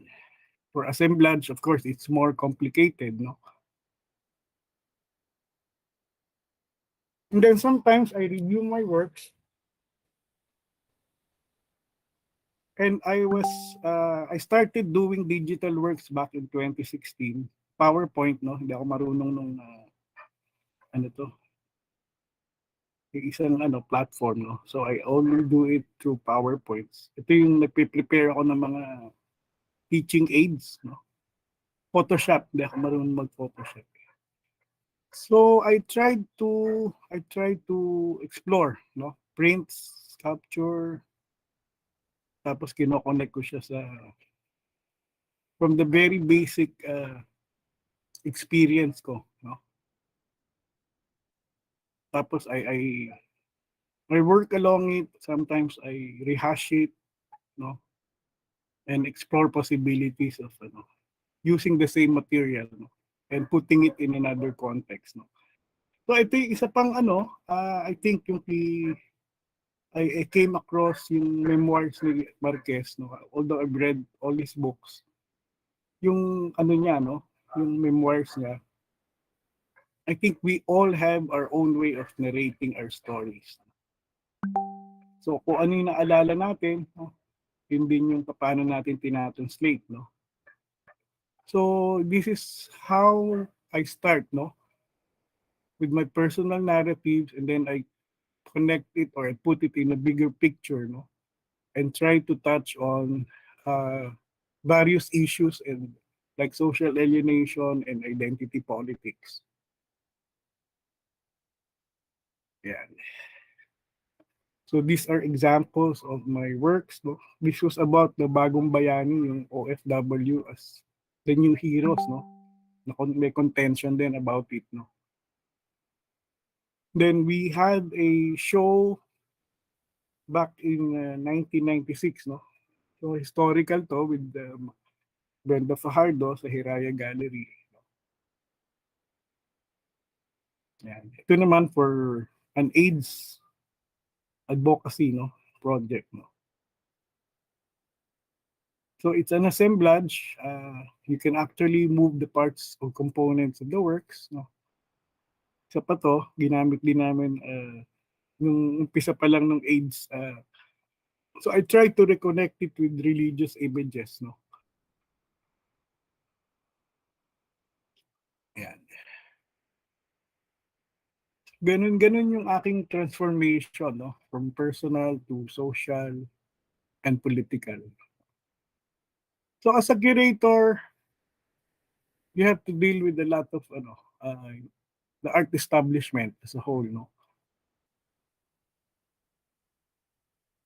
And this has always been my premise as I share it with my students, no, the young learners that want to try their hand at curatorial work. So ito yung mga examples ng hindi ako curator nito, but I try to negotiate with the curator, no. So in 3 venues, nagbabago siya, no? Nagbago yung installation work and the performance aspect, no? Hanggang sa huli nga, yung residue na lang ng performance. Ito naman yung isang gallery which I curate in somewhere in Laguna, no? Santa Cruz, Ninive Art Space. So may upper hand ako rito to do my work, no? To exhibit, to do the exhibition design, and hindi masyading negotiation kasi yun nga, I started with the gallery. Pero pag malalaking projects like this one, or collaborative works, you really have to negotiate, no? With the owners of the gallery or the institution, no? Am I still okay? Overtime na ba? Can I proceed or ano? Almost done Yes, you naman can eh. proceed. Unless Sige. Architect Bing tells us to. Thank Okay na po you. yata. Thank you, Dr. Boquiren. So this is like an yung NCCA exhibit. This was the first NCCA show of PWU, no? Mentor and mentee.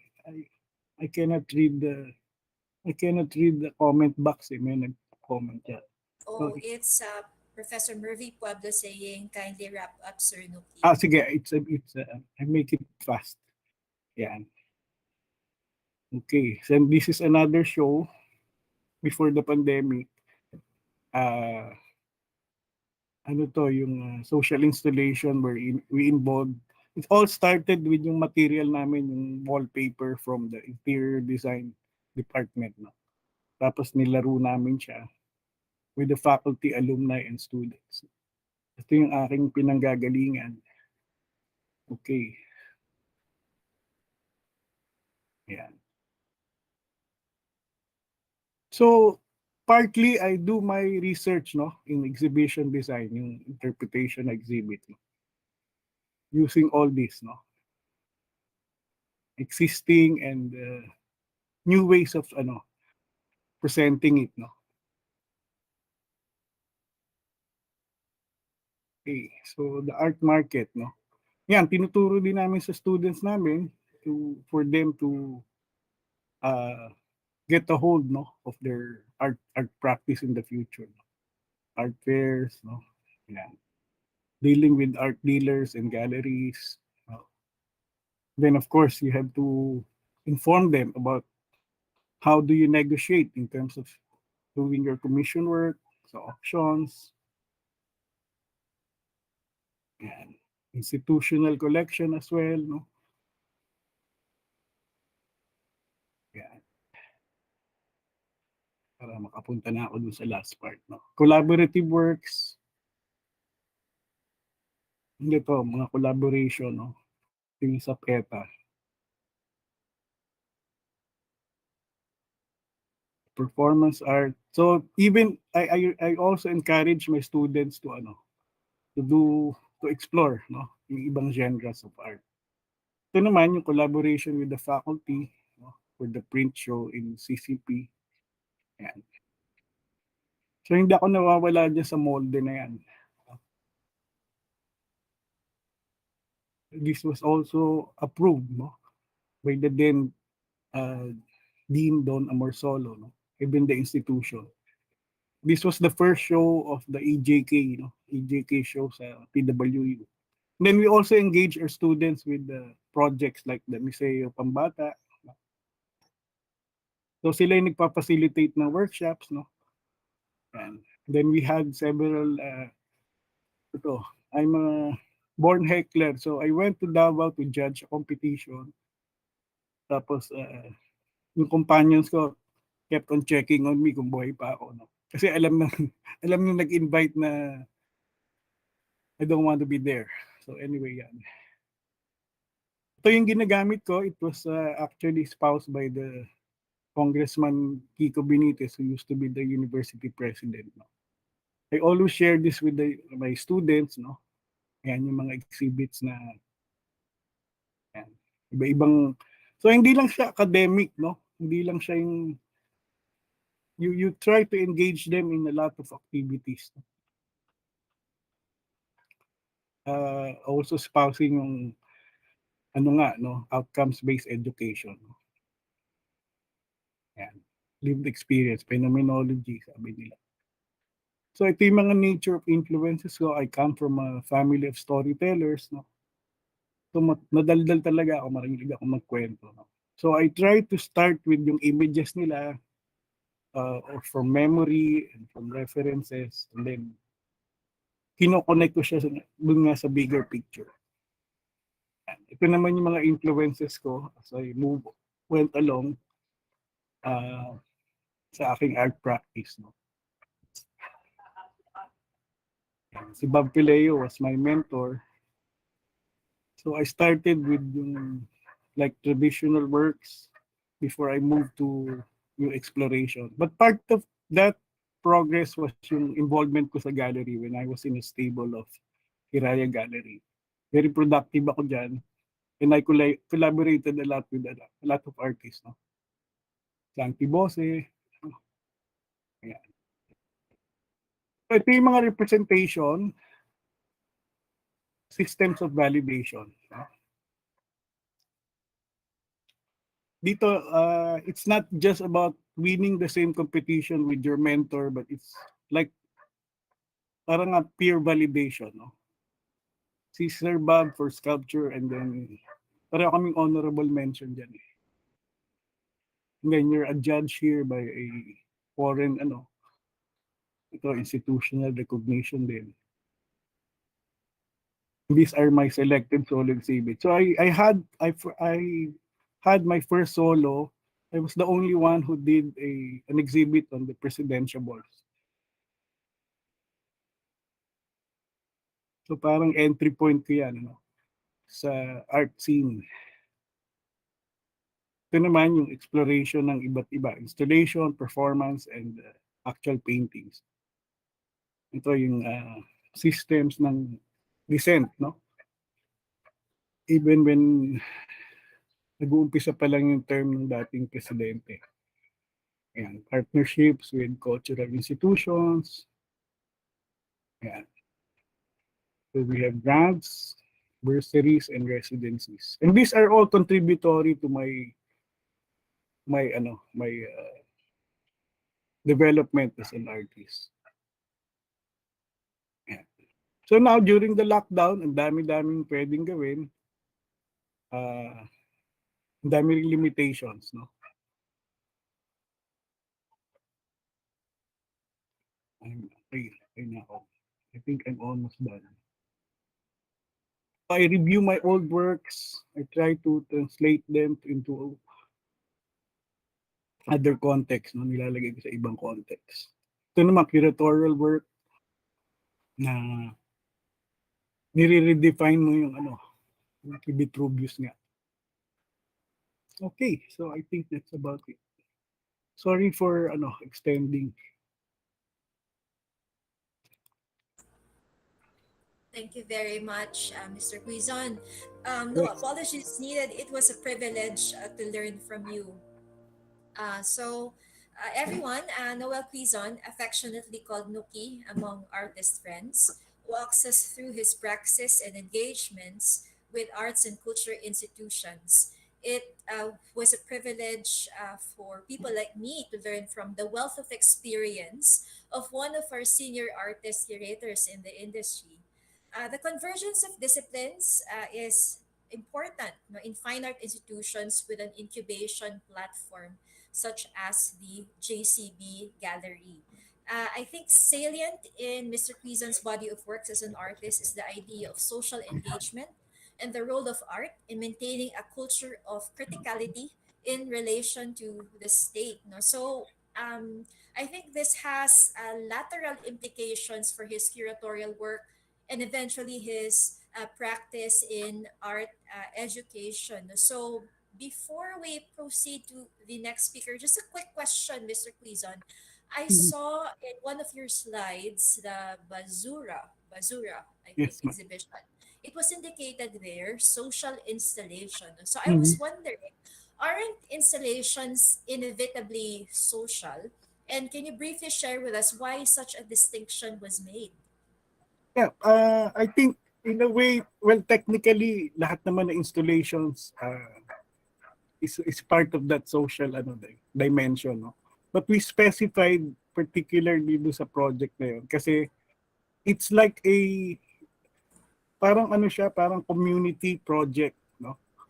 Maybe we should have thought of another term, pero sabi ko, let's just coin this as a social installation work, no? Kasi being part of that ang daming terminologies, di ba? So parang it's like inaano mo siya, inaano mo, kinakategorize mo as a community project among the students, and lalo na nandun sa labas. So nakikita talaga ng mga passers-by eh. Well, ibang installations, ganun din naman, pero ito siguro yung partly interactive. So habang nagtatapon sila ng basura, ginagawan din ng paraan ng mga students. And it ran for siguro 2 weeks until nasabi ng local government, kunin na natin yung basura. Kasi it's creating something, di ba? Parang ganun. Yun lang, parang ano lang, we took liberty to use yung social installation as an added. Thank you for that, Mr. Cuizon. I guess it is this high participatory factor in the installative work. So, everyone, as you noticed, Noel Cuizon begins his work with his personal narratives, but he does not stop at the idea of art as intuition and expression. Cuizon, in fact, transcends the personal and engages with the social, often engaging with communities and mediatized images and events, utilizing these as he goes along the way, I noticed. He also demonstrated through his life the symbiotic relationships across artistic production, curation, education, and advocacy, and how the creative agent navigates these various streams. And so in the global south, like the Philippines, it is actually not uncommon to have these hyphenated occupational identities like artist curator, artist educator, and now there's an added dimension which is advocate. So thank you very much for that wonderful sharing of your insights, Mr. Cuizon. We shall now proceed to the next speaker. The next speaker is Helena Malinis. I remember seeing the exhibition of our next speaker titled Within 4 Square Meters, held at the NCCA Gallery in Intramuros. So Helena Malinis is an art and design educator, visual artist, and licensed interior designer. She earned her Bachelor of Fine Arts degree at St. Scholastica's College in Manila, and later earned her teacher certification from the De La Salle University. She's currently completing her Master of Fine Arts and Design degree at the Philippine Women's University. Hirsch's works have been exhibited both locally and internationally, such as the Cultural Center of the Philippines, Ultramondo Gallery, Prince of Songkla University in Thailand, La Vita e la Morte in Ho Chi Minh City, Museum of Fine Arts, and her work was also part of 2030, a limited edition print portfolio in celebration of the Cultural Center of the Philippines. Hershey practices the fine art of printmaking, and I am curious about how she explores the possibilities of creating experiences by mounting her prints into three-dimensional forms. Remember, she's an interior designer, but she extends her practice to printmaking and mounting these into three-dimensional forms. So Hershey is an active member of the Association of Pinoy Printmakers, so I'm seeing convergences between printmaking and interior design. So colleagues, that's all here from our last but definitely not the least speaker, Helena Malinis. Thank you very much, Dr. Boquiren. Let me just share my screen.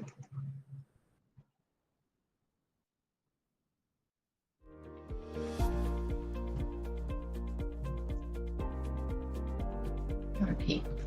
So good morning, everyone. I hope you can see my screen now. Yep.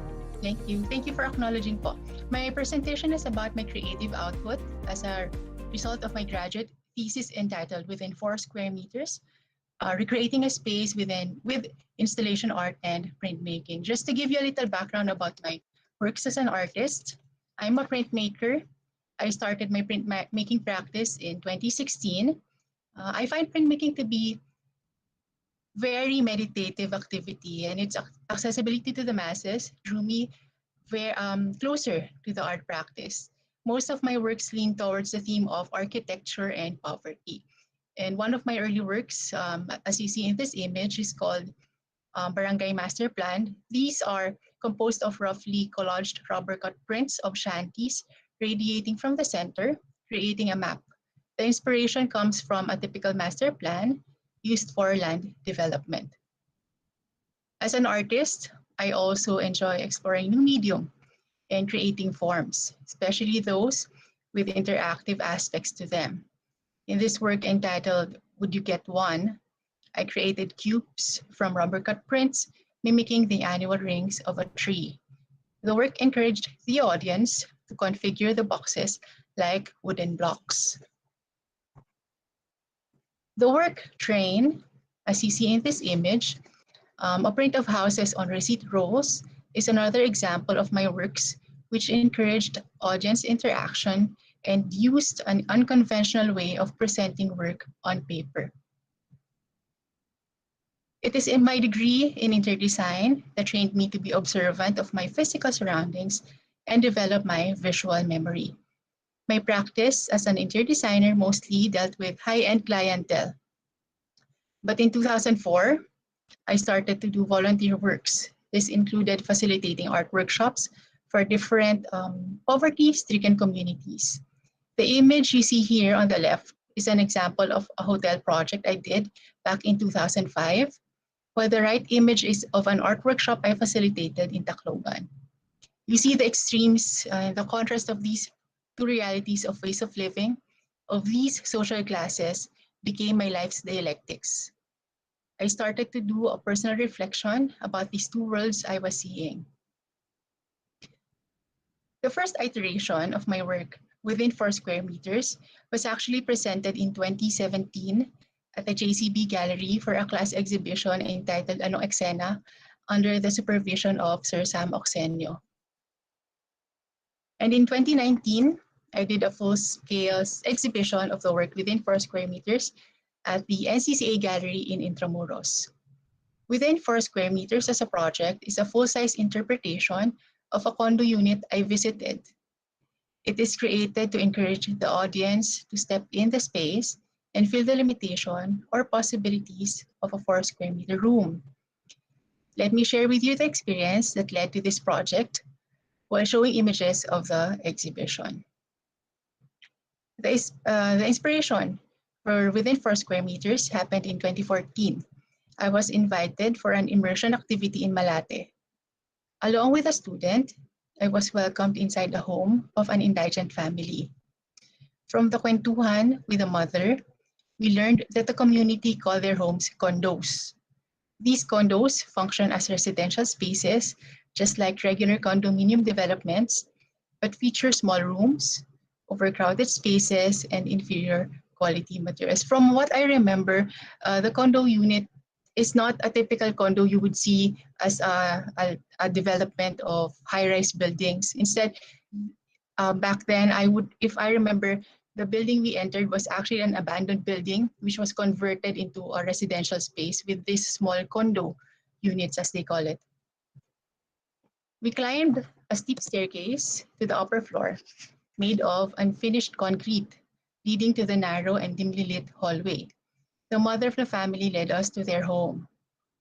At first glance, the space was practically empty, aside from the papag, or a bed made of wood. We were requested to sit on the linoleum-clad floor. That's when I realized that all their belongings were actually under the papag. You won't see any other appliances or other furniture pieces inside their home. Instead, what you will see is our boxes under the papag. It is worth taking note that there were 3 of us adults and 2 kids inside the condo unit that time. So you can just imagine within that 4 square meter space was a papag, and the 3 of us, and then the 2 kids were playing around, just jumping around the papag, while the 3 adults were seated on the floor. The condo was made of patches of wood, with 1 permanently shut window leading to the common hallways. The papag, set high from the floor, was positioned against the wall opposite the entry door. This papag stretched the width of the room. An electric fan served as the source of ventilation, and only 1 light bulb illuminated the condo unit. All the clothes were stowed in boxes under the bed as well, while some were on a hook mounted on the wall adjacent the door. Kitchen items were also stowed under the bed along with other storage boxes. The whole condo unit measured roughly just 2 meters by 2 meters. I vividly remember the details of that home and that experience. Let me just mention the fact that this was the first time I was personally immersed into a home of who I would typically have as participants for my art workshops.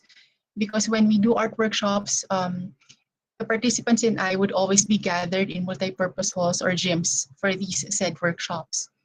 So this new immersive experience of actually being inside this family's home had so much impact on me. It has given me new understanding about how they live life.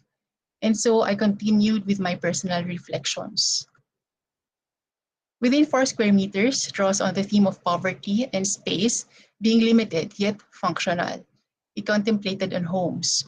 The condo units as small living spaces, homes for informal settlers such as caritons and pedicabs, as a means of living by day, and a space for repose at night, and the corrugated boxes laid on the floor as beds.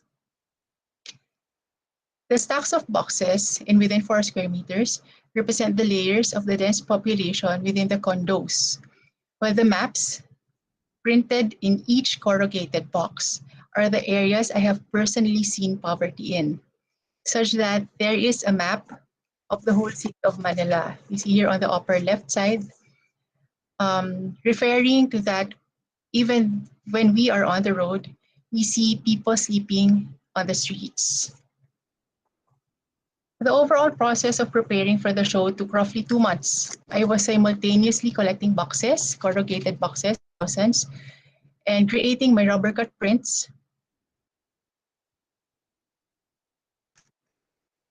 while also doing the collection of the boxes. Understanding the physical characteristics of the corrugated boxes with uneven surfaces and sizes which aren't uniform, I decided to transfer my prints from rubber cut prints. I transferred it into screen and created serigraph prints on the boxes. Overall, there were 484 full boxes, those which I was able to assemble as part of the 4 square meter space, while the number of boxes which were loose, I was not really able to count how many boxes in total those loose boxes are. Once the printing of the boxes was done, I proceeded to the on-site installation of the work. This is the plan of the NCCA's Gallery B, showing how the installation work or the 4 square meter space will look like inside that gallery. And then also adding all those small boxes as a floor plan, symbol for those full corrugated boxes I used for the space. This is the framing for that installation work. The boxes will not stand alone, so a framing was created to have that basic structure for the 4 square meter space. And then this is a photo of the progress of the installation with the framing, as you see in the background. I was starting to install all those loose prints inside the 4 square meter space. And I would have 2 or 3 people helping me assemble the boxes, putting them together to come up with the overall installation. The exhibition opened in September 10 of 2019. Along with that exhibition, NCCA also requested that I do a workshop, and it happened in September 17. I had around 20 participants for this printmaking workshop. Okay. To close my presentation, please allow me to read excerpts from the exhibition text. Within 4 square meters, what fits in a 4 square meter space? A recliner chair, a 40-inch television, a 4-seater dining table, a 2-door refrigerator. Walk in the space, feel the walls around you. Now ask yourself, what fits in a 4 square meter space? A whole family, in fact.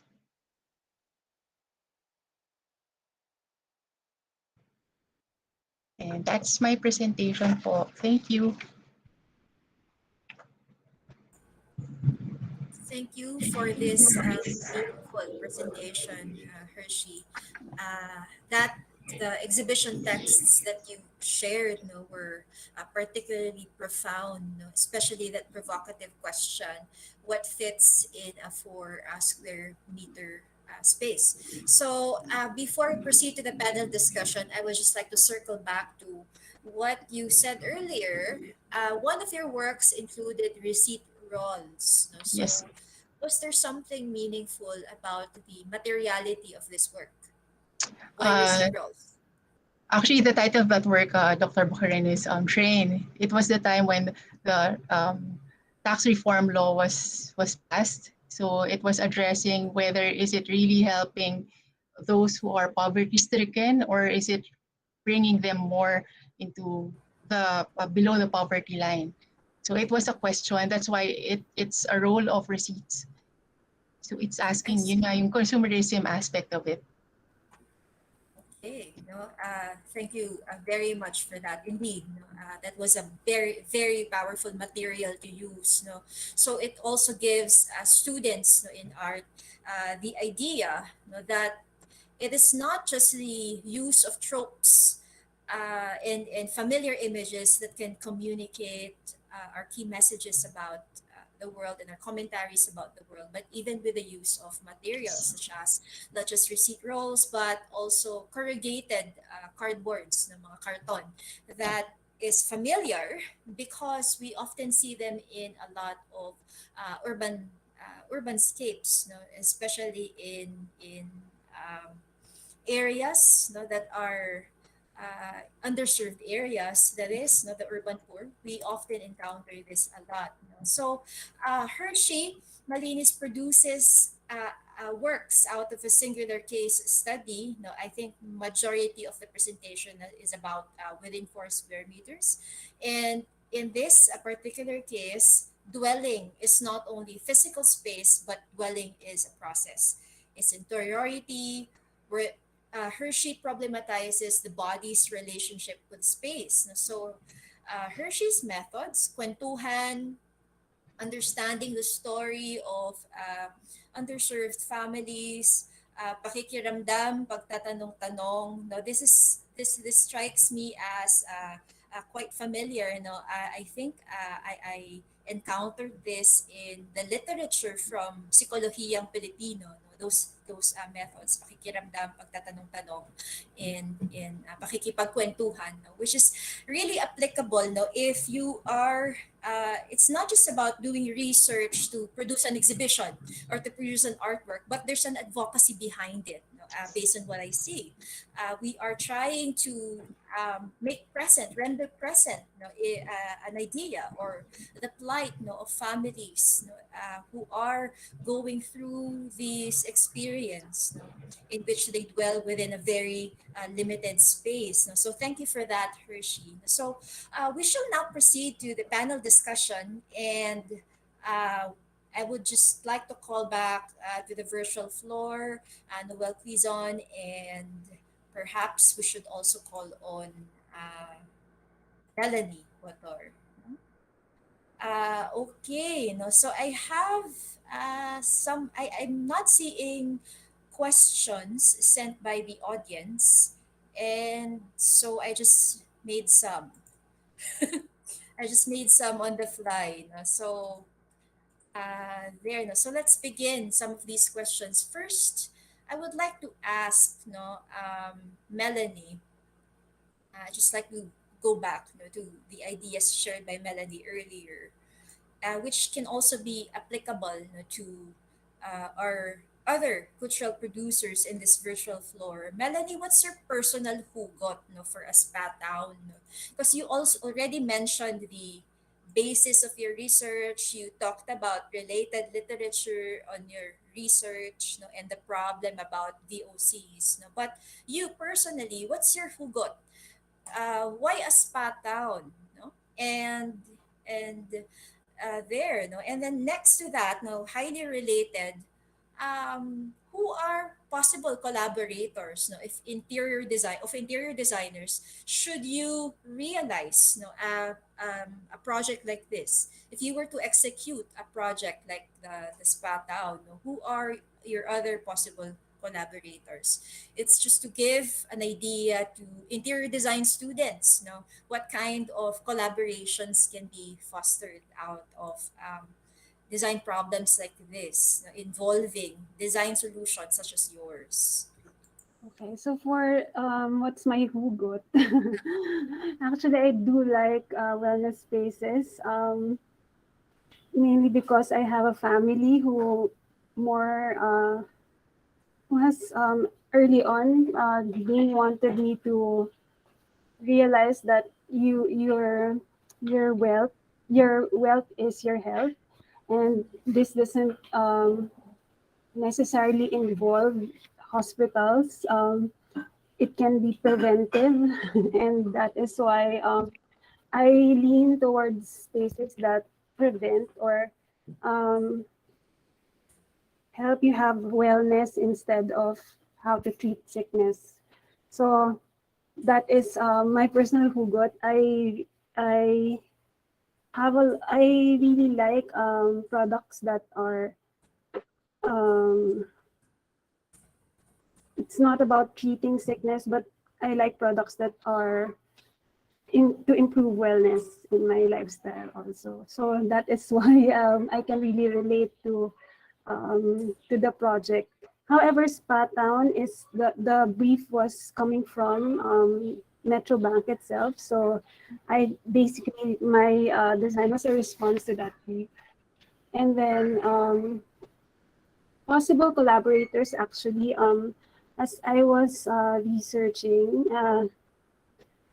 I got a lot of insights from the healthcare sector. The way they design their spaces is something that designers must really look at.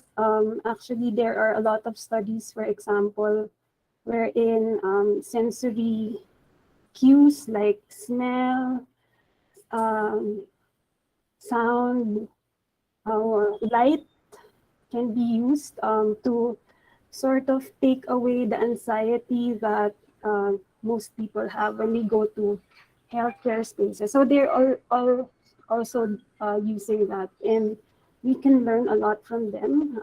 Designers can learn a lot from research on healthcare spaces. Of course, it's designing for such a space is not just done by interior designers. They have to really consult with um, mechanical engineers for ventilation, heating, and they have to consult with architects, of course, for the structure, and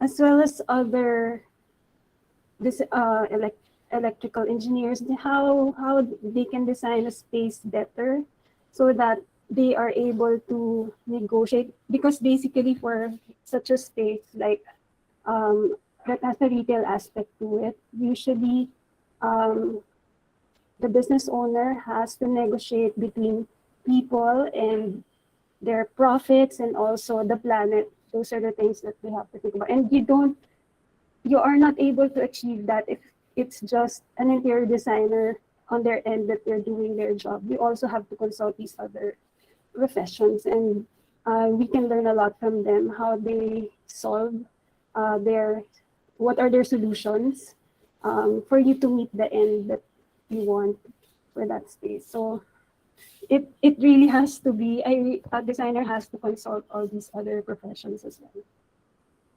Yes, no, indeed. Design is so collaborative, and maybe we can also add specialists who can recommend the types of plants that are applicable in the space, especially in enclosed spaces, Yeah. the types of plants that can Landscape. grow without much need for sunlight, and with high absorption of those VOCs, in carbon emissions. So there, I think this you mentioned wellness, and I think this idea of wellness can in fact open up an entire minefield of discourses and conceptual tenors on wellness, so that as practitioners, as creative practitioners, not just interior designers, but practitioners across fields, in fine arts and design, can go beyond the cosmetic, no? And we can ask ourselves and problematize,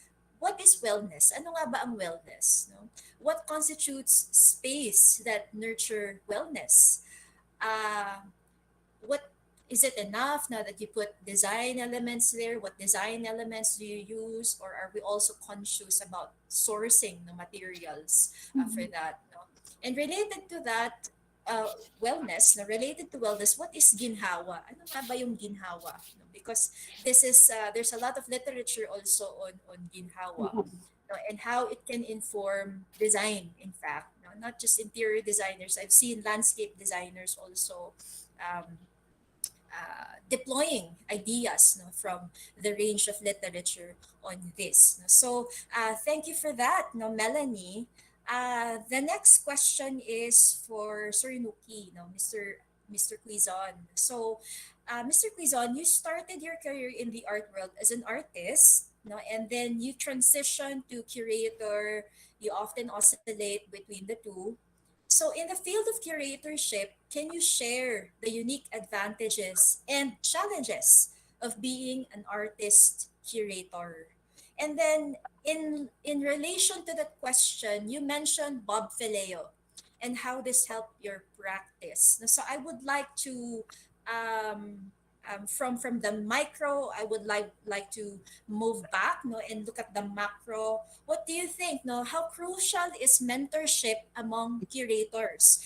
Can you say we have a community of curators in the Philippines similar to the nurturing environment that many art collectives have, and as a result, no, it offers that I think nurturing environment as well for an artist curator like yourself.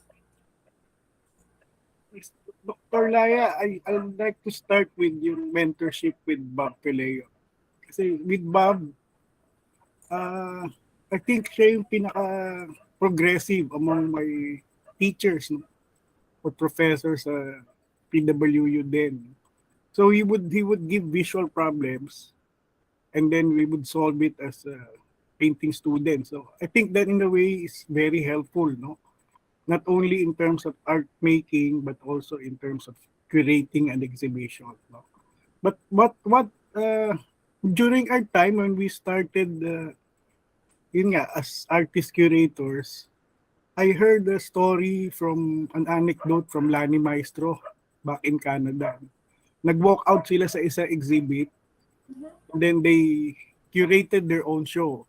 So during our times, siyempre, you know, the gods of art studies, no? They were the curators, no? We were not really allowed to curate, no?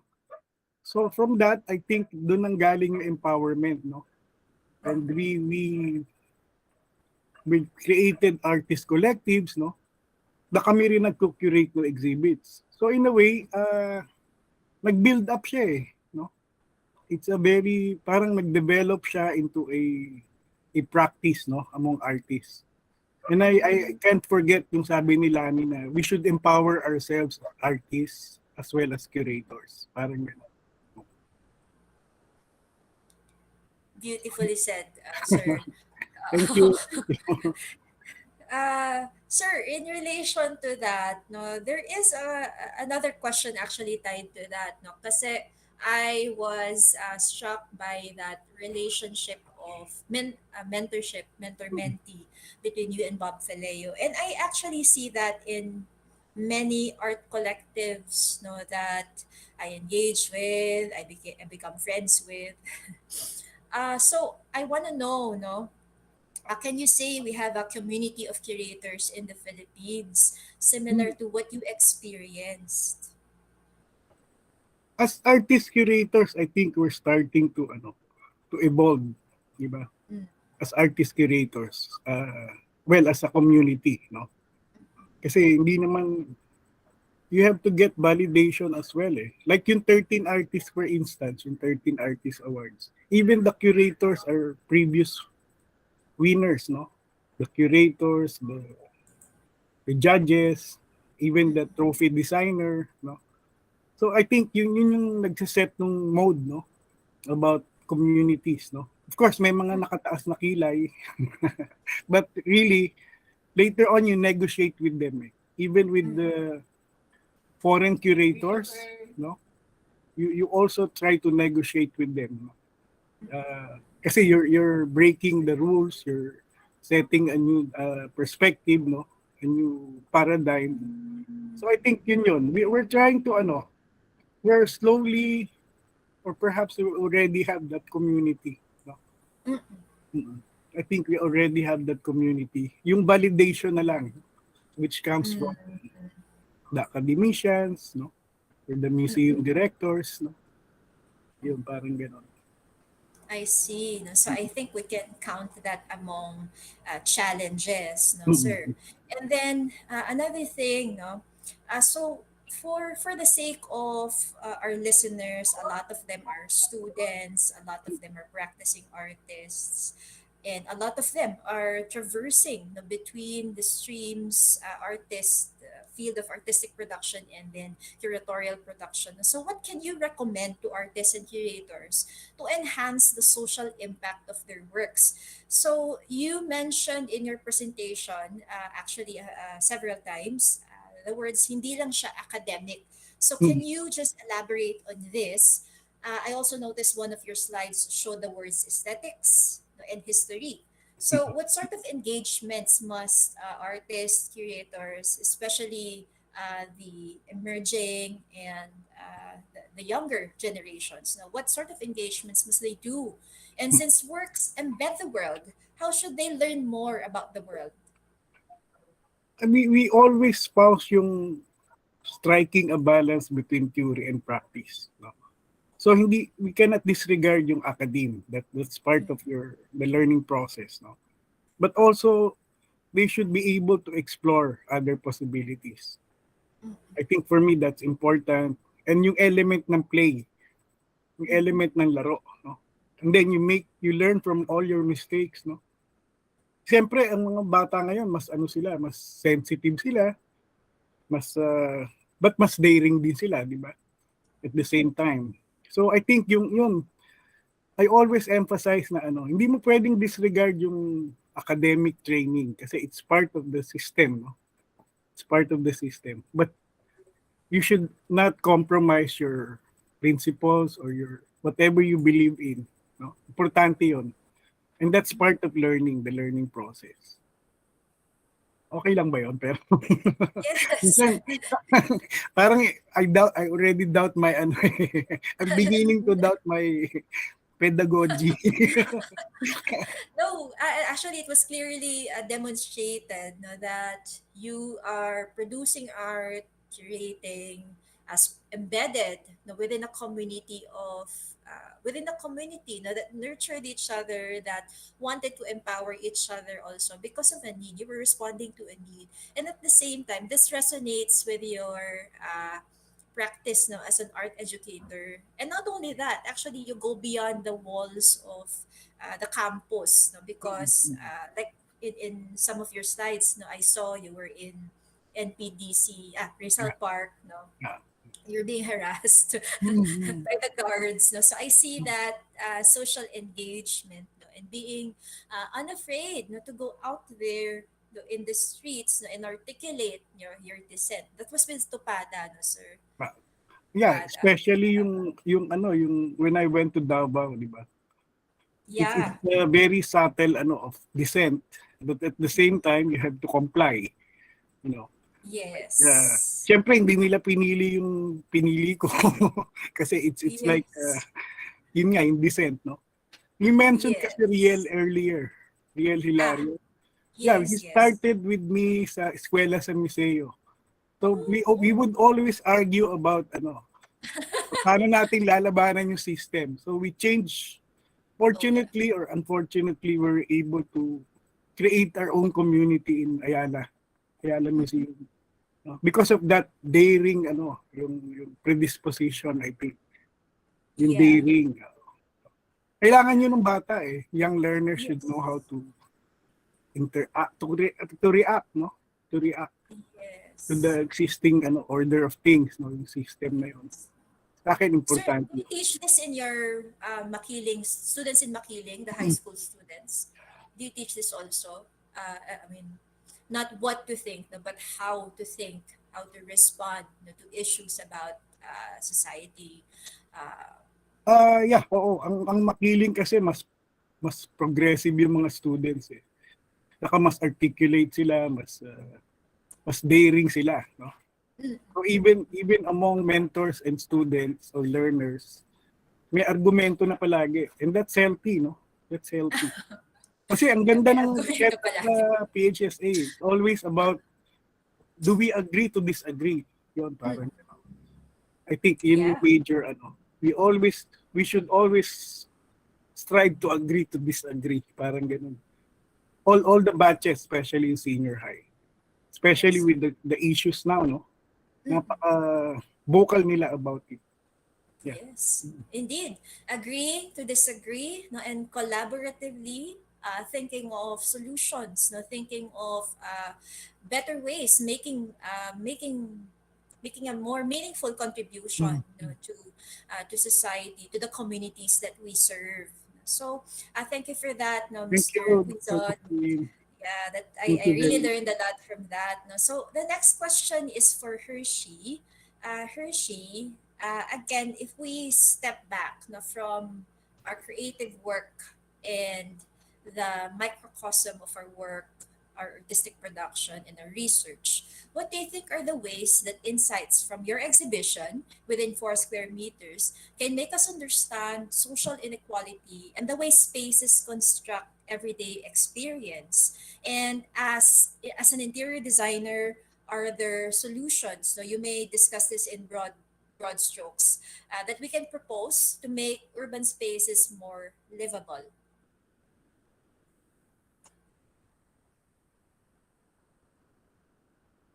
Oh, your audio. So, ayan po. The work was presented in 2019. That's pre-pandemic. So meaning the definition of the space back then, as I know it, is very much different from now. Because even I would believe that most of us during the past 2 years have been confined in spaces within our homes.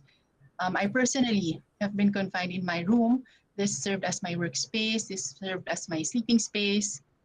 All the activities are done inside my limited space. This is my limited space, basically. So maybe that is one context to put it and give a definition to it. There is a big difference from what I understood space as, knowing space as an interior designer, because usually when I design spaces, this would be high-end clientele, as I mentioned earlier. So they would have big spaces that 4 square meter space would only fit 1 king-size bed, which is a typical bed size for a master bedroom for a high-end clientele. But for these users of the space, for these condo users, that whole king-size bed can already fit a whole family of 5 people. So I think that would be a very much definite, that's a definite definition of those two social classes in terms of the space. And then for everyday experience, I guess, that includes that experience of being inside a limited space. As mentioned kanina po, no, na even siguro tayo rin, no, I would consider this whole experience of us doing this as a virtual discussion, virtual webinar or colloquium. Kung iisipin natin, pwede naman sana tayong nandun sa actual space din na yon.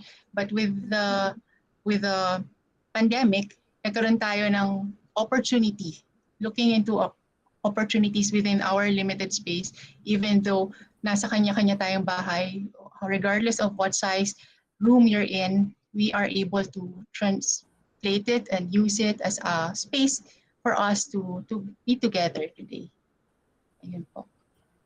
Thank you for that, Hershey. No? And I'm not yet seeing questions from the audience. So again, I made up my own. So I would like to ask, and this question is directed for all three of you. Uh, you may answer probably from in order, no, from Melanie to Surnuki and then Hershey. So my question is, are there research directions that can be generated or can emanate from that you think are much needed in relation to your creative work or your field?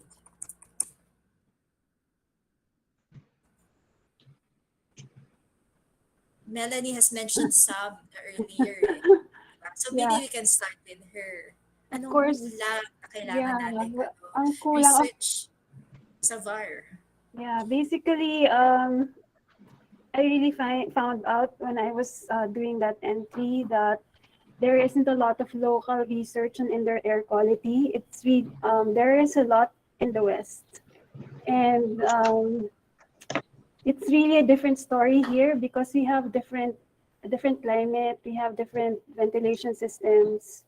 So it's that is what I don't see in the published research.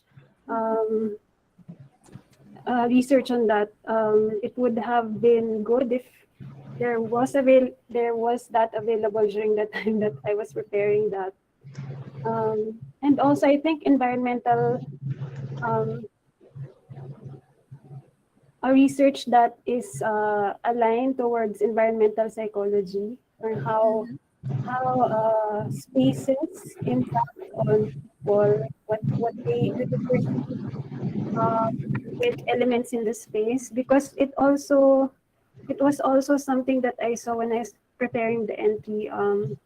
There were some colors, there were some uh, furniture pieces that would have an effect psychologically sometimes on people. So I think that is a good direction to take for those who would want to do more research on that field. Thank you, Melanie. No? So the ones who are listening, no, maybe you can contribute. Melanie raised some research needs, no, that can be very useful, no, to practitioners. So, Sir Noki, can you go next? I think I'm more inclined to promote a socially engaged and siguro politically charged Mm-hmm. research on studio practice based on history. Kasi with all the things that are happening right now, even yung question ng yung recent before yung Ateneo incident, no? Napaka ano na niya eh, parang I think yung moral decay and ano. I think we have to address that, yung issues na yun, and artists should be responsible in helping promote that ano, yung whatever is right and whatever is without being ano politically ano, pero nakakadagdag yun eh, nakakadagdag sa yun ang tingin ko importanteng research project ngayon, information and addressing the right issues. I agree with you, na sir. Na artists wield such interpretive power to engage other audiences, no, with immediacy, and then there are some issues, no, that we cannot disregard, and some of these issues have long been there. It's just that maybe they have been taken for granted, and there's a growing moral decay, as you mentioned, and also apathy. So that now we tend to diminish the importance of historical truth, no, for spectacle. No? So it is the artists, no, can have the have that unique potential, no, enhance awareness again, or represents again the ideas, and the social issues surrounding these, and to critically confront,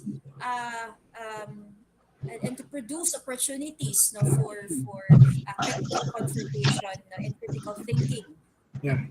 that audiences can share with us. So thank you for that, Thank Mr. you. Cuizon. How about Hershey? Any thoughts? Yes, when I was doing my thesis, when I was doing my research, I also had a difficulty looking for reference artworks which are which are dealing with space and full size or full scale installation works. So isa po yun siguro sa possible na pwede pang ma-explore ng future na magre-research. And then additionally, one thing which I also had difficulty looking for in terms of references is expanded printmaking. Very limited po yung practicing na printmakers who are publishing works which are about expanded printmaking. These works are those which are not wall-bound. Hindi na po sila basta lang paper, hindi lang basta naka-frame tapos nakasabit sa pader.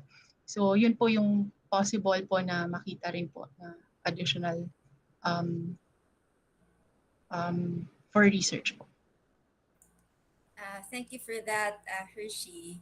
Now, there's a question in the chat box from Mars, Mars Aglibay. Hi, Mars.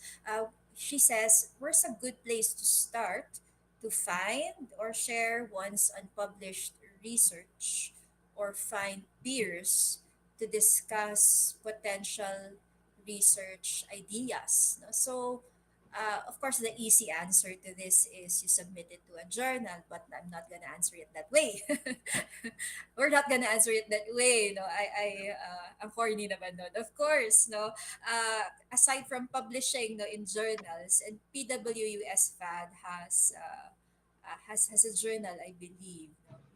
I think it's also important to uh, engage, with peers or with a community of practitioners. In fact, this community of practitioners, the one that we have right now in this very virtual room, is a transdisciplinary one. We have uh, Professor Mervy Pueblo in the room. She's into sculpture and public art. No, Noel Cuizon, multi hyphenated, various practices, areas of practice, interior designer, architect being Candelaria, Kay Oyek, no, as you know, you've probably encountered, no, in your gallery engagements. No, is a gallery manager. No, so I think it's very important, no, this community, no, that BWS FAD, no, is creating.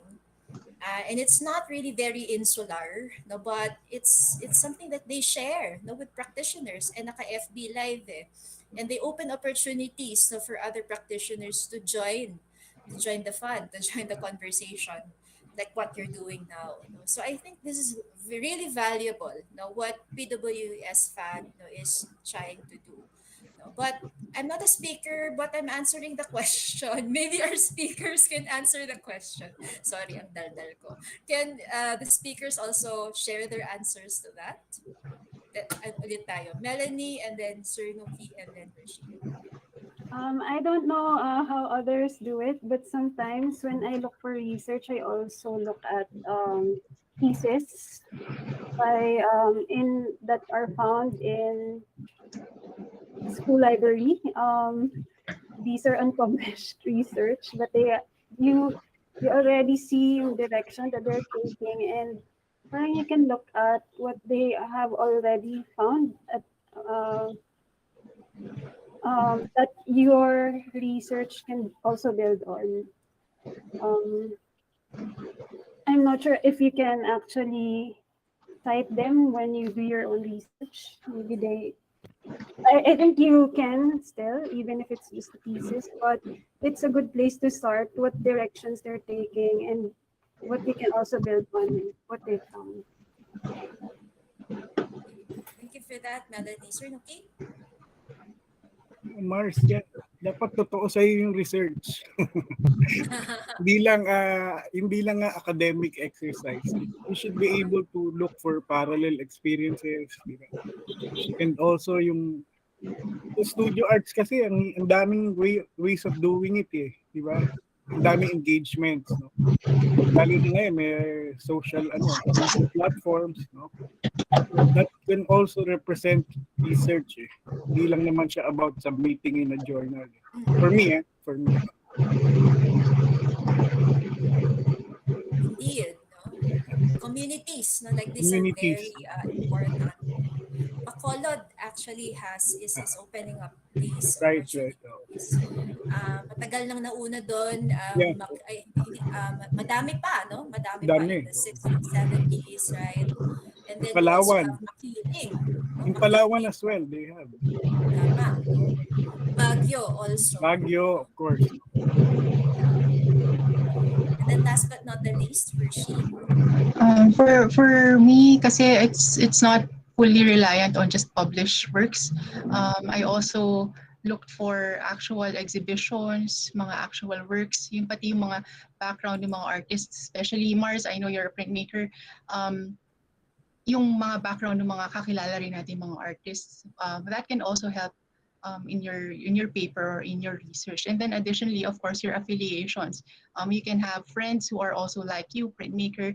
So automatic yun. Pag nagkukwentuhan kayo, you can also start developing ideas, coming up with concepts, which can help in your research.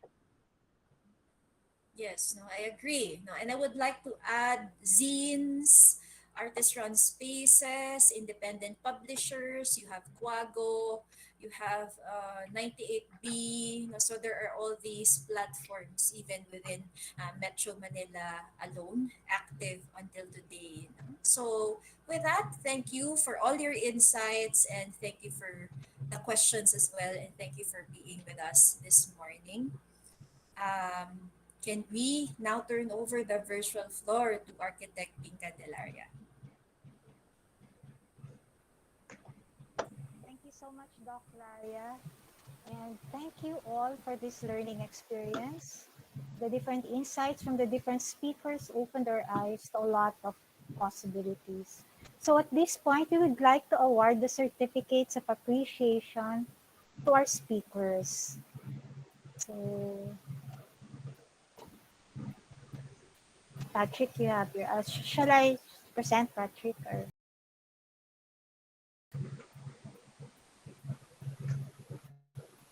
So we'd like to present the Certificate of Appreciation. The School of Fine Arts and Design hereby presents this Certificate of Appreciation to Melanie Botor for sharing her time and expertise as a speaker in the second SFAD Colloquium entitled Cultural Producers of Today, given electronically this day, 27 July 2022, signed Josephine Torralba, Dean, School of Fine Arts and Design. We would also like to present the next certificate. The School of Fine Arts and Design hereby presents this certificate of appreciation to Noel Cuizon for sharing his time and expertise as a speaker in the second SFAD Colloquium entitled Cultural Producers of Today, given electronically this day, 27 July 2022, signed Josephine Torralba, Dean, School of Fine Arts and Design. For our next, we hereby present this certificate of appreciation to Helena Malinis for sharing her time and expertise as a speaker in the second SFAD Colloquium entitled Cultural Producers of Today, given electronically this day, 27 July 2022, signed Josephine Torralba, Dean, School of Fine Arts and Design. And last but not the least, we would like to present this certificate of appreciation to Laya Boquiren Gonzalez for sharing her time and expertise as a guest moderator in the second SFAD Colloquium entitled Cultural Producers of Today, given electronically this day, 27 July 2022, signed Josephine Torralba, Dean, School of Fine Arts and Design. And so on behalf of the School of Fine Arts and Design, we would like to thank everyone, Doc Laya, Melanie, Luki, Hershey, and the rest, Miss Murphy, for coming over. Thank you so much for this enriching and learning experience. So bye for now, and God bless. Bye.